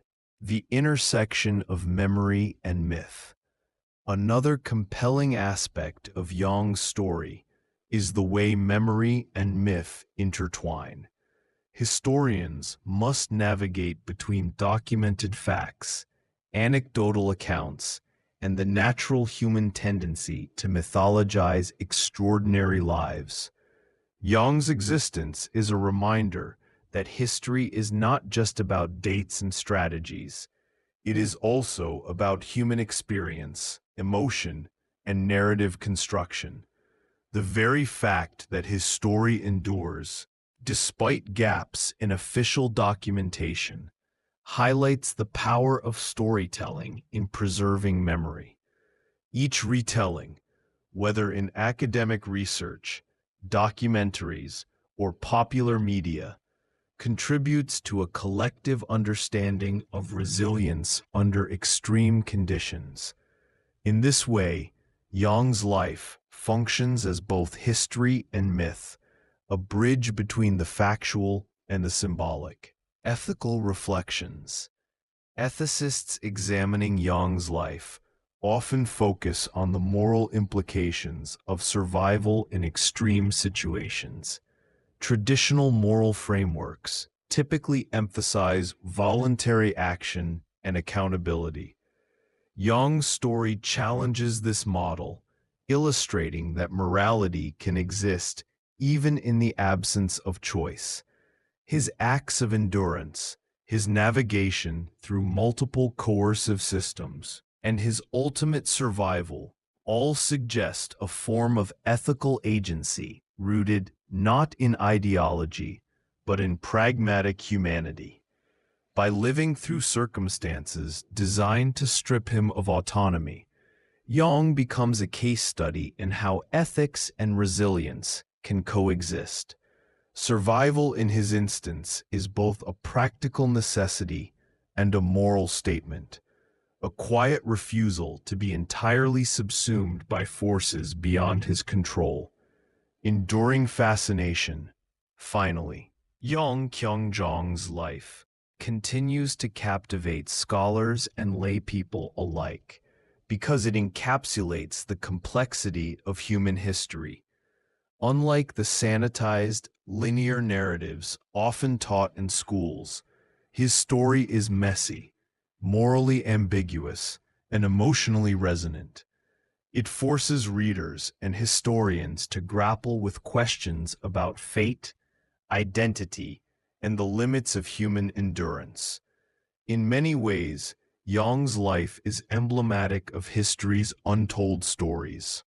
The narratives of ordinary individuals whose experiences illuminate larger truths about war, empire, and survival.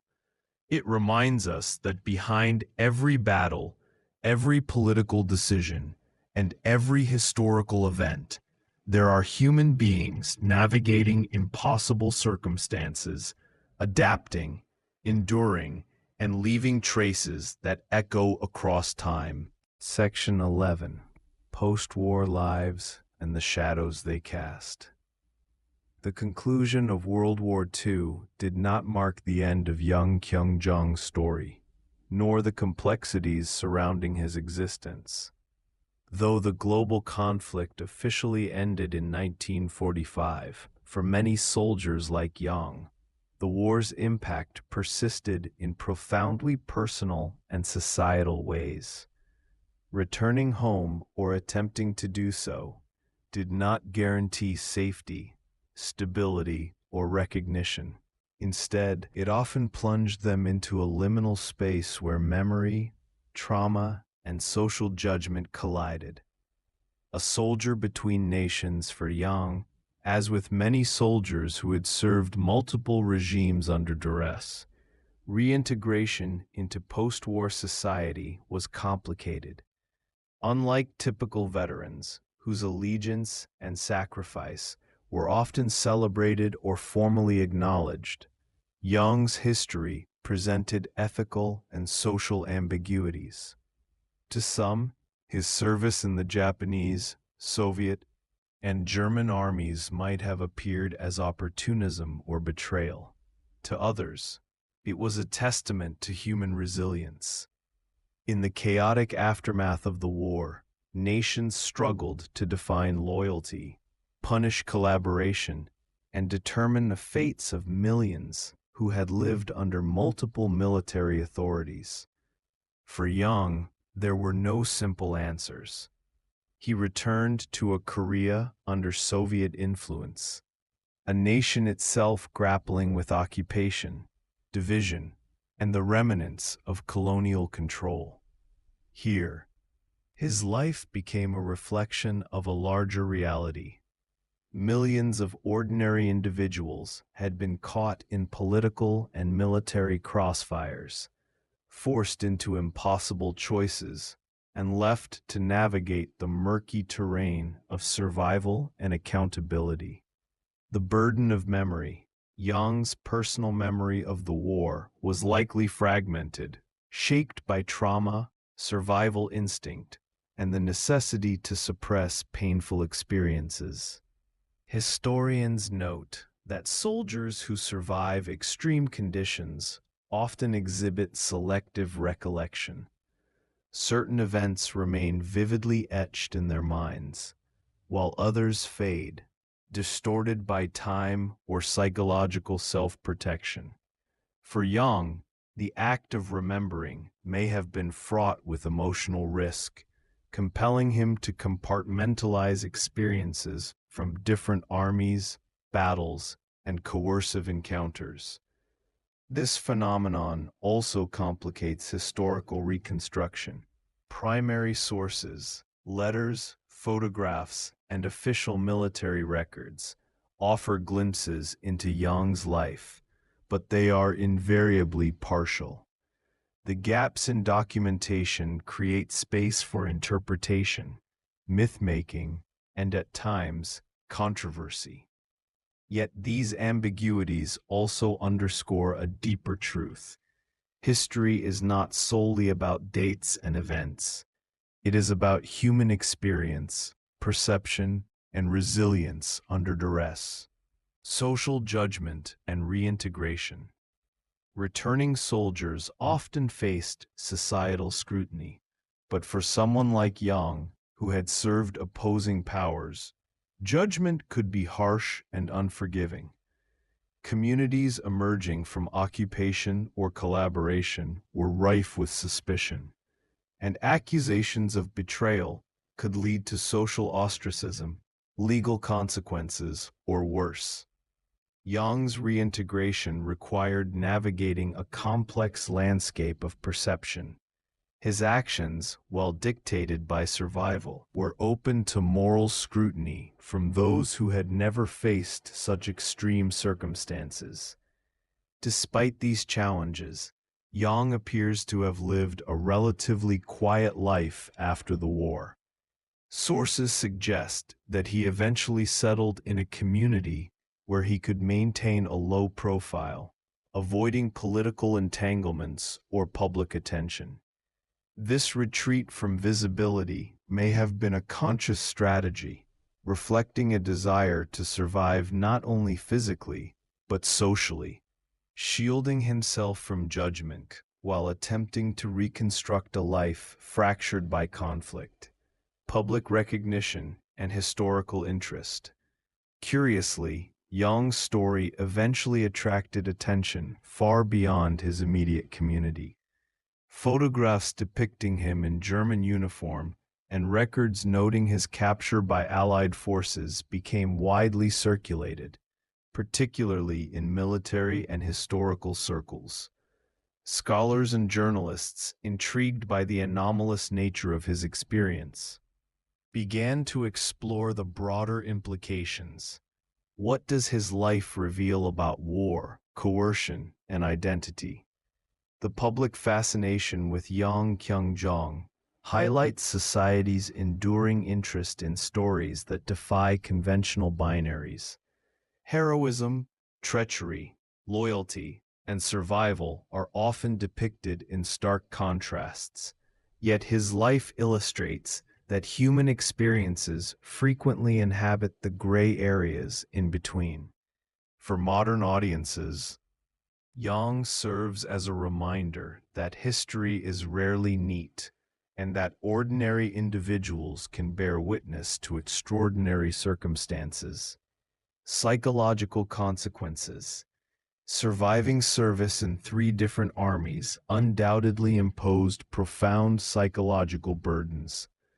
Modern psychologists studying soldiers in similar contexts identify a range of long-term effects, including post-traumatic stress, survivor's guilt, and difficulties with identity. Being coerced into serving multiple regimes can amplify feelings of alienation and internal conflict. Yang's life invites reflection on the mental resilience required for survival under such conditions. Each forced allegiance demanded not only obedience, but also rapid adaptation to new hierarchies, languages, and social norms. The cognitive and emotional toll of navigating these successive environments underscores the remarkable adaptability of the human mind in response to extreme duress. Historical and ethical significance. Yang's story holds broader implications for understanding both history and morality. Ethically, it challenges the conventional association between service and ideology. Can someone who is conscripted multiple times be held morally accountable in the same way as voluntary participants? Yang's case demonstrates that survival often necessitates compromise, negotiation, and adaptation, revealing ethical dimensions that extend beyond traditional notions of right and wrong.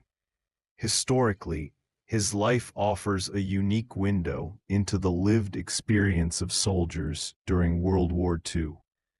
While textbooks focus on strategy, battles, and political outcomes, individuals like Yang remind us that human experiences form the undercurrent of historical events.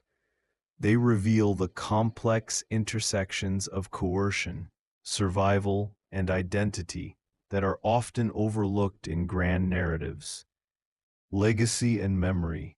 Today, Yang Kyung-jong is remembered not only as a historical anomaly, but as a symbol of resilience, complexity, and survival. His life encourages reflection on the ordinary human being caught in extraordinary circumstances and serves as a cautionary tale about the moral ambiguities inherent in war.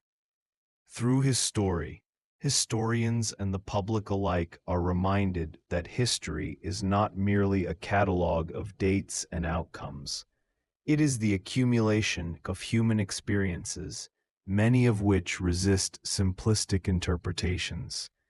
Yang's life, situated between coercion and survival, illustrates that the essence of history often lies in the stories of those who navigated impossible circumstances and whose experiences continue to resonate long after the last battles have ended. Section 12. Legends, Myths, and Modern Interpretations. The extraordinary life of Yang Kyung-jong has inevitably given rise to myths, legends, and speculative interpretations, illustrating how history can blur into storytelling when facts are rare or extraordinary. While historians have documented aspects of his service in three armies, much of his life is shrouded in uncertainty, leaving space for imagination, exaggeration, and even controversy. In this section, we explore how Yang's story has been interpreted over time and why it continues to captivate historians, journalists, and the public alike. The birth of a legend. Yang's legend largely began after his capture by Allied forces during World War II. Photographs showing him in German uniform circulated widely, becoming visual proof of his unusual experience. The story was compelling. A Korean soldier, conscripted by the Japanese, forced into the Soviet army, and eventually fighting for Nazi Germany, all before being captured. This narrative, almost cinematic in scope, captivated the imagination of people around the world. As the tale spread, various elements were embellished. Some accounts claimed he had been a volunteer for certain armies, a narrative that added intrigue but conflicted with historical records of conscription and coercion. Others suggested he had deliberately chosen his allegiances to maximize survival chances. While these claims are mostly speculative, they highlight how extraordinary lives can quickly evolve into legends when facts are scarce. Historians versus popular culture. Academic historians often approach Yang's life with caution, focusing on verifiable evidence such as military records, photographs, and eyewitness accounts. They emphasize the realities of forced conscription, the brutal conditions soldiers endured, and the broader geopolitical context that made such experiences possible. Popular culture, by contrast, tends to dramatize his story, emphasizing themes of espionage, double-dealing, or near-superhuman resilience. Books, articles, and documentaries sometimes blend fact and fiction, presenting Yang as a figure almost mythic in his capacity to survive. This divergence between scholarly research and public fascination underscores a key tension: the human desire for compelling narratives versus the historical imperative for accuracy. Ethical debates. Yang's story also provokes ethical reflection. For example, some critics question whether individuals who served multiple regimes, even under duress, should be judged morally or legally. Others argue that his life exemplifies the ethical gray zones that war creates, where survival often supersedes ideology. This discussion is not merely historical. It resonates today whenever ordinary people are caught between conflicting powers, whether in wartime or under authoritarian regimes. Yang's experience prompts readers to consider broader questions. How much agency does an individual truly have in wartime? Can survival ever justify complicity, even in morally complex situations? These questions ensure that Yang's story remains relevant beyond the historical moment it represents. The role of memory and testimony. Because Yang's life was extraordinary, scholars have placed particular emphasis on memory and testimony in reconstructing his story. Veterans, witnesses, and contemporaries provide crucial insights into the lived experience of coerced soldiers, while also demonstrating the challenges of accuracy in oral histories. Memory can be selective, influenced by trauma, and shaped by subsequent events. Yang's story highlights the fragility and importance of human testimony.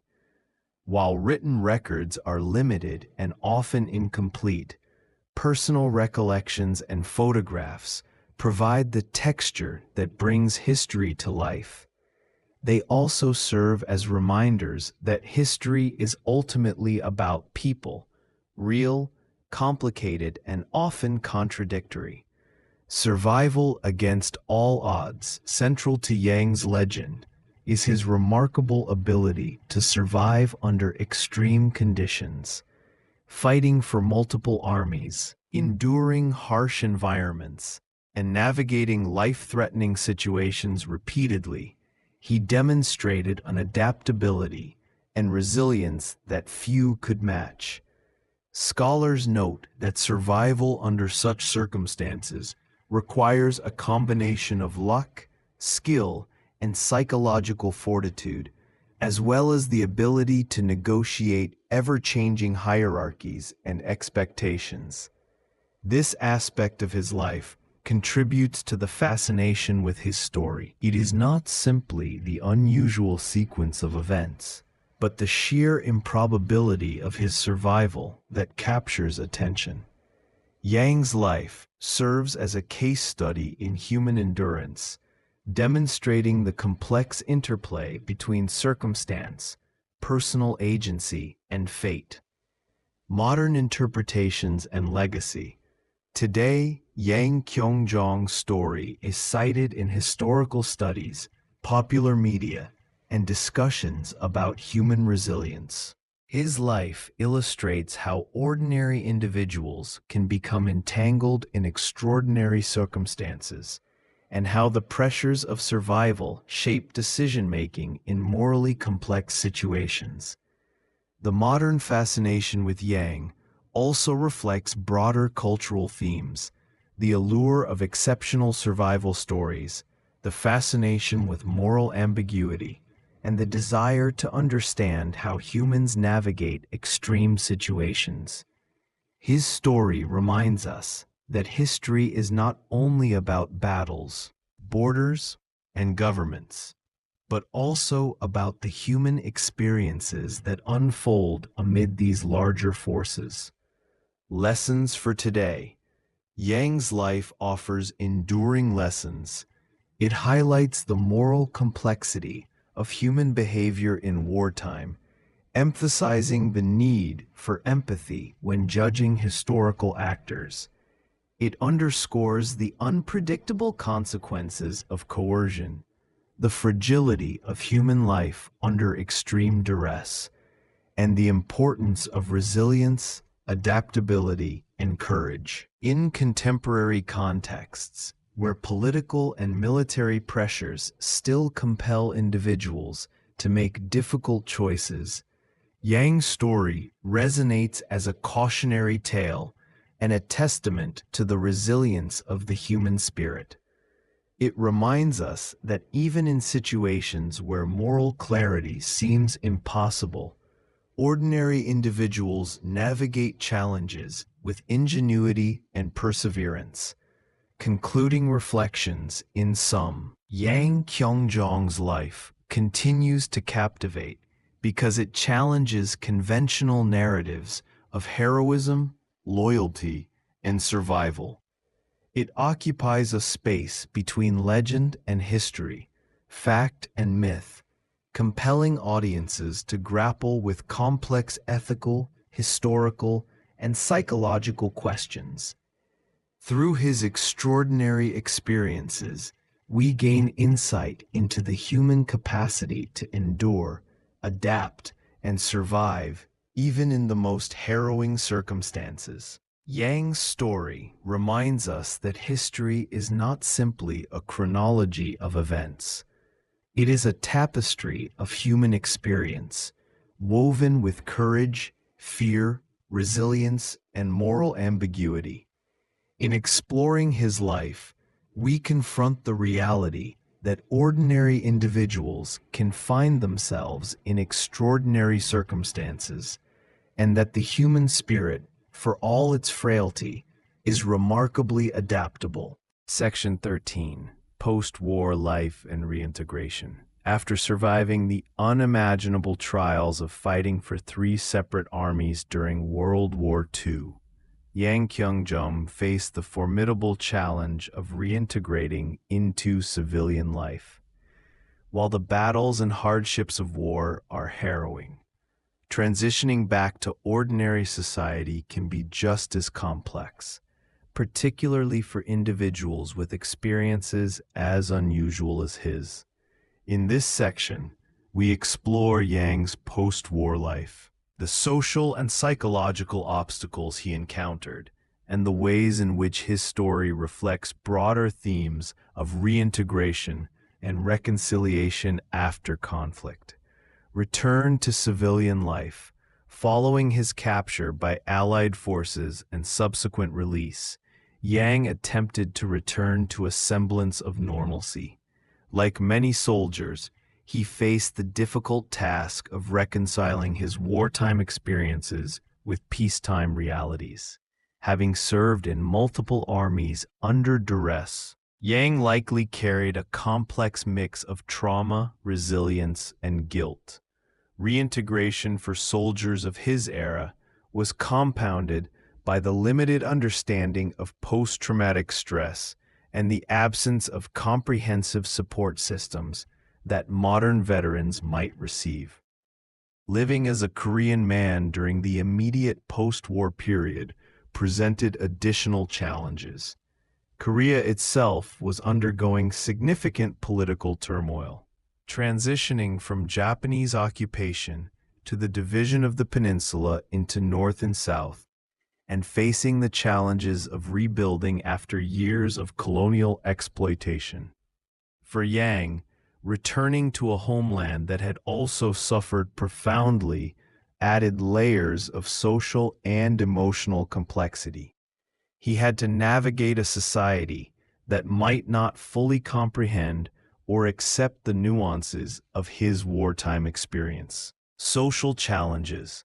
One of the most striking aspects of Yang's post-war experience was the potential for social alienation.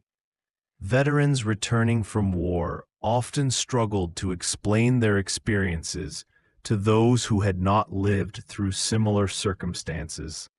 For someone like Yang, who had fought under multiple flags, some of which were enemies of his own people, social reintegration posed unique difficulties. Misunderstandings and stigma could have easily arisen, complicating his ability to form trusting relationships, find employment, or establish a stable home life. Historians note that many former soldiers found solace in communities of other veterans or in shared work experiences that provided a sense of routine and purpose. Yang's adaptability, honed through his experiences across different armies and battlefields, likely aided him in navigating these social challenges. His ability to survive and adjust in extreme situations may have translated into a remarkable capacity to adapt to the complexities of post-war civilian life. Psychological adjustments. The psychological impact of Yang's wartime experiences cannot be overstated. Having been conscripted, captured, and forced to fight for multiple sides, he likely endured profound stress, fear, and moral conflict. Reintegration required him to confront not only the memories of combat, but also the ethical dilemmas of serving regimes he did not voluntarily choose. The cognitive dissonance associated with such experiences could manifest as guilt, anxiety, or a sense of displacement. Contemporary psychological research on war veterans highlights the long-term effects of trauma, including difficulties with emotional regulation, flashbacks, and heightened vigilance. Yang's ability to navigate life after the war without significant documentation of psychiatric distress speaks to either remarkable resilience or perhaps a social and personal strategy of coping, which may have included focusing on practical survival and daily responsibilities rather than dwelling on past traumas. Economic and practical considerations. Reestablishing a stable livelihood was another challenge. Many post-war societies faced widespread economic disruption, job scarcity, and competition among returning veterans. Yang's unusual experiences might have been both an asset and a hindrance. On one hand, his knowledge of multiple military systems and languages could have offered unique opportunities. On the other hand, the irregularity of his wartime record might have made it difficult to gain formal employment or social recognition. The post-war economy in Korea was particularly volatile. Reconstruction efforts, combined with social unrest, meant that ordinary citizens and returning soldiers alike had to be resourceful and adaptive. Yang's wartime experience, requiring rapid problem-solving, adaptation to changing circumstances, and survival skills, may have provided him with tools to navigate this difficult environment more effectively than others. Family and community life. Another dimension of reintegration involved family and community connections. For many returning soldiers, reconnecting with family provided emotional grounding and a sense of purpose. However, for someone like Yang, whose experiences were extraordinary and perhaps misunderstood, these connections might have been fraught with tension or confusion. Family members may have been both proud of his survival and uncertain about the moral implications of his service under various regimes. Community perception also played a role. While some may have celebrated his resilience, others might have viewed him with suspicion or curiosity. In societies emerging from occupation and conflict, allegiances during wartime could significantly influence social standing and acceptance. Yang's ability to reintegrate successfully required both personal resilience and social tact. Legacy and reflection. Yang Kyung-jong's post-war life exemplifies the broader challenges faced by soldiers reintegrating into society after extreme wartime experiences. His story highlights the intersection of personal resilience, social adaptation, and historical circumstance. In examining his reintegration, we gain insights into the broader processes that shape how societies absorb veterans, how individuals cope with moral ambiguity, and how extraordinary experiences can become legendary narratives over time. While much about Yang's later life remains undocumented, the trajectory from soldier to civilian underscores the enduring human capacity to adapt, survive, and find meaning, even after prolonged exposure to adversity. His life invites reflection on the universal human experiences of loss, adjustment, and the search for normalcy after trauma. Modern lessons. Yang's experiences offer lessons relevant to contemporary society.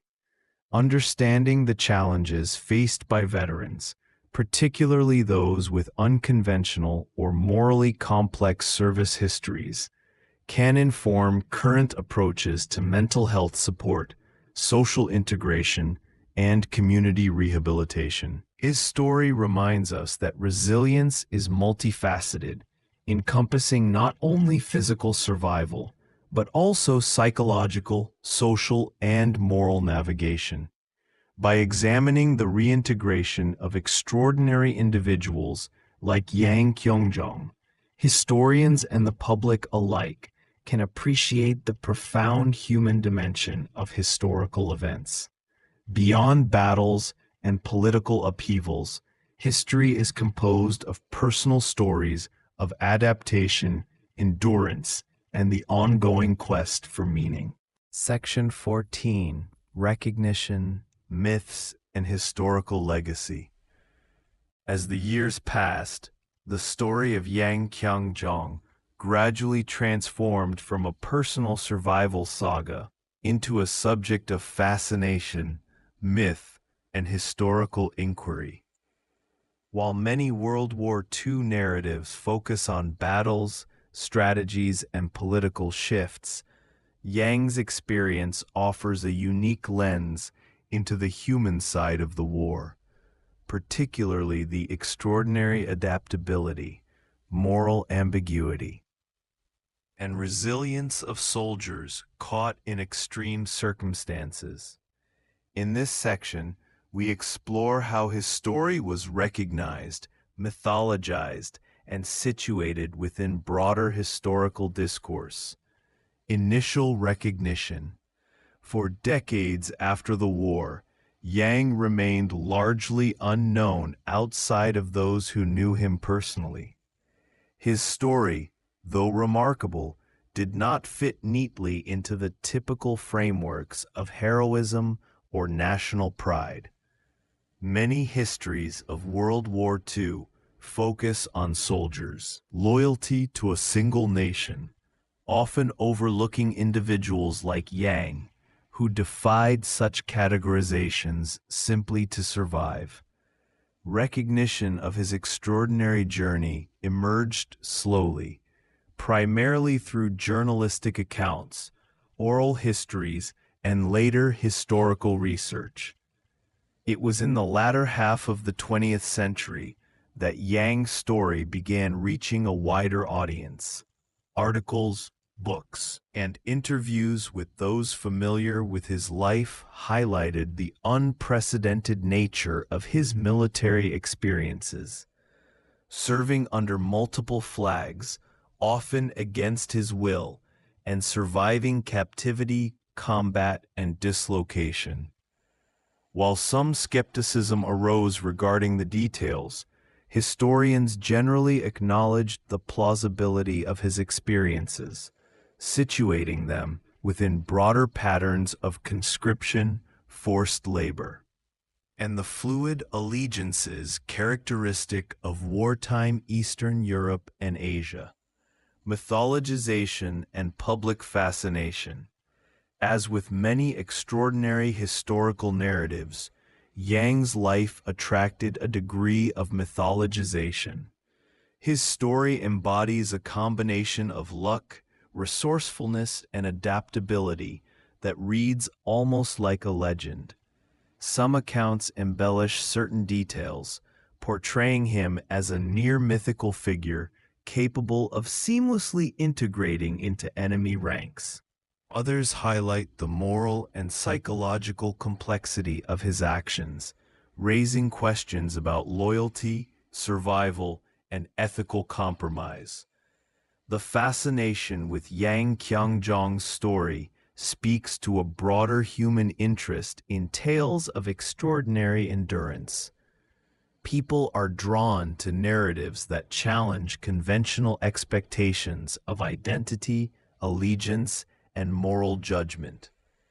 Yang's life demonstrates the ambiguous and often morally complex realities of war, contrasting sharply with simplified heroic narratives. This tension between historical accuracy and storytelling appeal contributes to the enduring interest in his experience. Historical documentation. Scholars investigating Yang's life have relied on a combination of archival research, eyewitness testimony, and contemporary reporting. Military records from multiple countries, though incomplete, corroborate aspects of his unusual service history. Japanese, German, and Soviet conscription documents, when cross-referenced, suggest that soldiers like Yang were indeed moved between armies due to captures, transfers, and pragmatic decisions by military authorities. Historians also examine Yang's personal accounts, as reported by those who knew him after the war.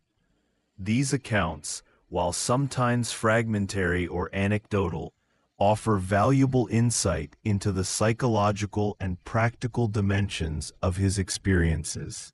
They reveal not only his adaptability and resilience, but also the ordinary human concerns that persisted even amidst extraordinary circumstances, such as the desire for home, family, and stability. Moral and ethical reflection. One of the most compelling aspects of Yang Qianzhong's legacy lies in the ethical questions his story raises. Fighting for multiple armies, including some that had occupied his homeland, challenges traditional notions of loyalty, patriotism, and moral duty. Yet his choices were dictated largely by survival, illustrating the moral ambiguities that many soldiers faced during World War II. Ethicists and historians alike have used his story to explore the intersection of morality and necessity in wartime. It prompts reflection on how extreme circumstances can compel actions that defy conventional ethical frameworks. Yang's life serves as a case study in understanding that historical judgment must account for context, coercion, and the sheer unpredictability of war. Cultural impact. Yang's story has resonated in popular culture, inspiring documentaries, articles, and even speculative fictional accounts. His life challenges audiences to reconsider assumptions about wartime experience, heroism, and human resilience. By highlighting a soldier who defied conventional allegiance, his narrative expands the public's understanding of what it means to endure extreme circumstances with ingenuity and fortitude.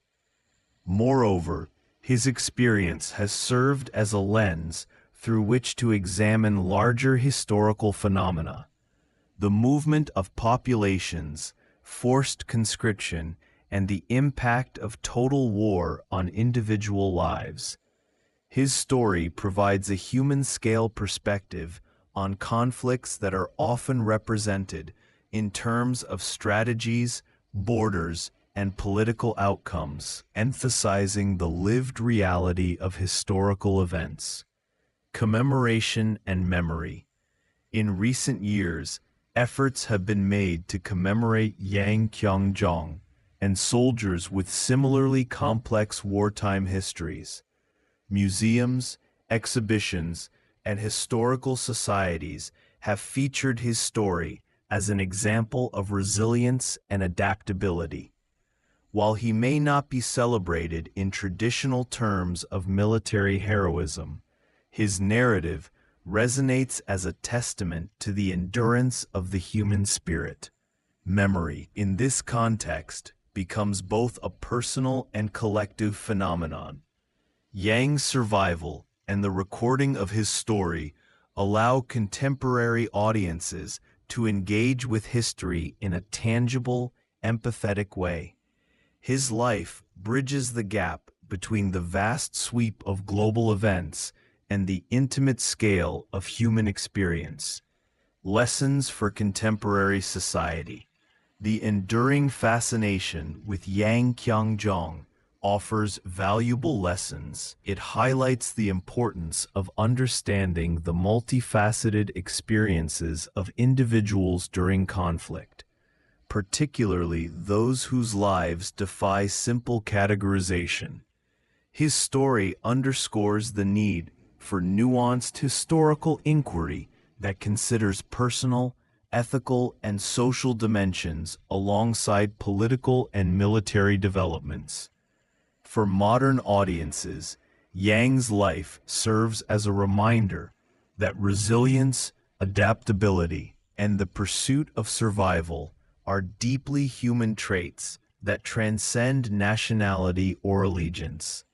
His experiences invite reflection on the complexities of moral choice, the unpredictability of life in wartime, and the ways in which personal stories illuminate broader historical truths. Conclusion of Section 14.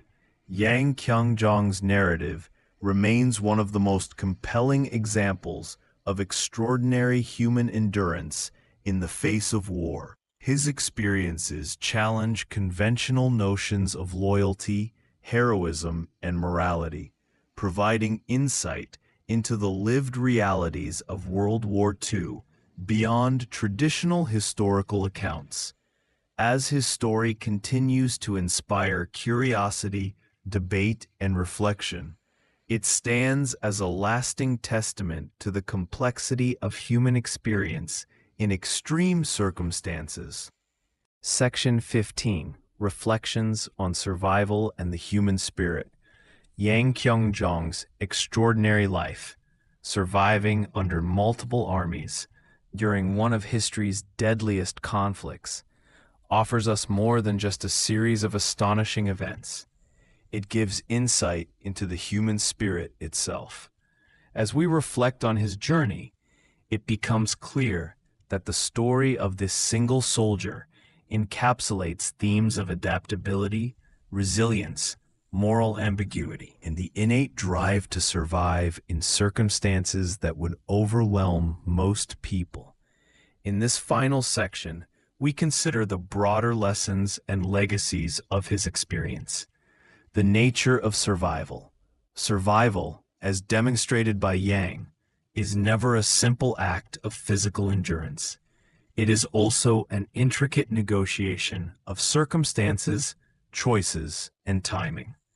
Every forced conscription, every battle, every shift from one army to another required him to continuously recalibrate his understanding of danger and opportunity. His ability to adapt, to move seamlessly between enemy lines, to conceal his true allegiance, and to maintain a semblance of life in captivity, demonstrates a kind of intelligence born out of necessity. It is a survival strategy that challenges our assumptions about bravery, heroism, and loyalty, revealing that sometimes survival itself is the most courageous act. Lessons in moral complexity. Yang's life also forces us to confront the moral ambiguity inherent in war. Traditional narratives of soldiers are often framed around loyalty to a nation or cause. Yet Yang's experience defies these boundaries. He did not fight for ideology, glory, or ambition. He fought to live.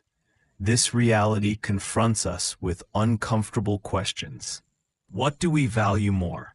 The rules we set for ethical conduct, or the instinctual drive to survive? How do we judge individuals whose choices are dictated by extreme circumstance rather than conscious moral deliberation? Understanding Yang's story in this light encourages empathy and nuance. It reminds us that the human experience in wartime is rarely black and white. Ordinary people, when faced with extraordinary challenges, may make decisions that seem inexplicable or even reprehensible in another context, but which in the immediacy of survival are profoundly human. The legacy of a life lived on the edge. While Yang Kyungjong may not have left behind monuments or military accolades, his legacy persists in the form of his story, an enduring testament to human adaptability.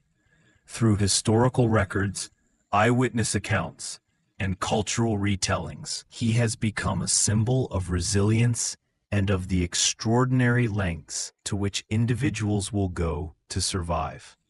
His life reminds us that history is not merely a chronicle of battles and political decisions, but also a mosaic of personal experiences, struggles, and triumphs that collectively shape our understanding of the past. In this sense, Yang's journey invites a reevaluation of what it means to be a hero. Heroism, in his case, is less about conquest or victory, and more about the quiet, relentless determination to endure against overwhelming odds. It is a kind of heroism that resonates with anyone who has faced impossible challenges, reminding us that courage often manifests in subtle, almost invisible ways. The human story behind history. One of the most remarkable aspects of Yang's life is how it personalizes the enormous, often abstract, narrative of World War II. While historians frequently discuss the war in terms of strategies, losses, and political outcomes, his story brings the human scale into focus. It reminds us that history is lived, not just recorded, that each individual's decisions, fears, and acts of ingenuity contribute to the complex tapestry of the past. Yang Kyung-jong's life demonstrates that even amidst the machinery of global conflict, the personal, human story matters profoundly. By exploring his experiences, we are reminded of the importance of preserving individual narratives. They offer perspectives that challenge conventional wisdom, broaden our understanding of history, and illuminate the universal themes of resilience, adaptability, and the enduring human will. As we conclude the story of Yang Kyung-jong, the soldier who fought for both sides, we are left with a profound appreciation for the complexity of human survival and the unpredictable paths life can take during times of crisis. His journey is a reminder that history is not solely about battles won or lost, but about the individuals navigating the chaos of their circumstances with courage, ingenuity, and tenacity.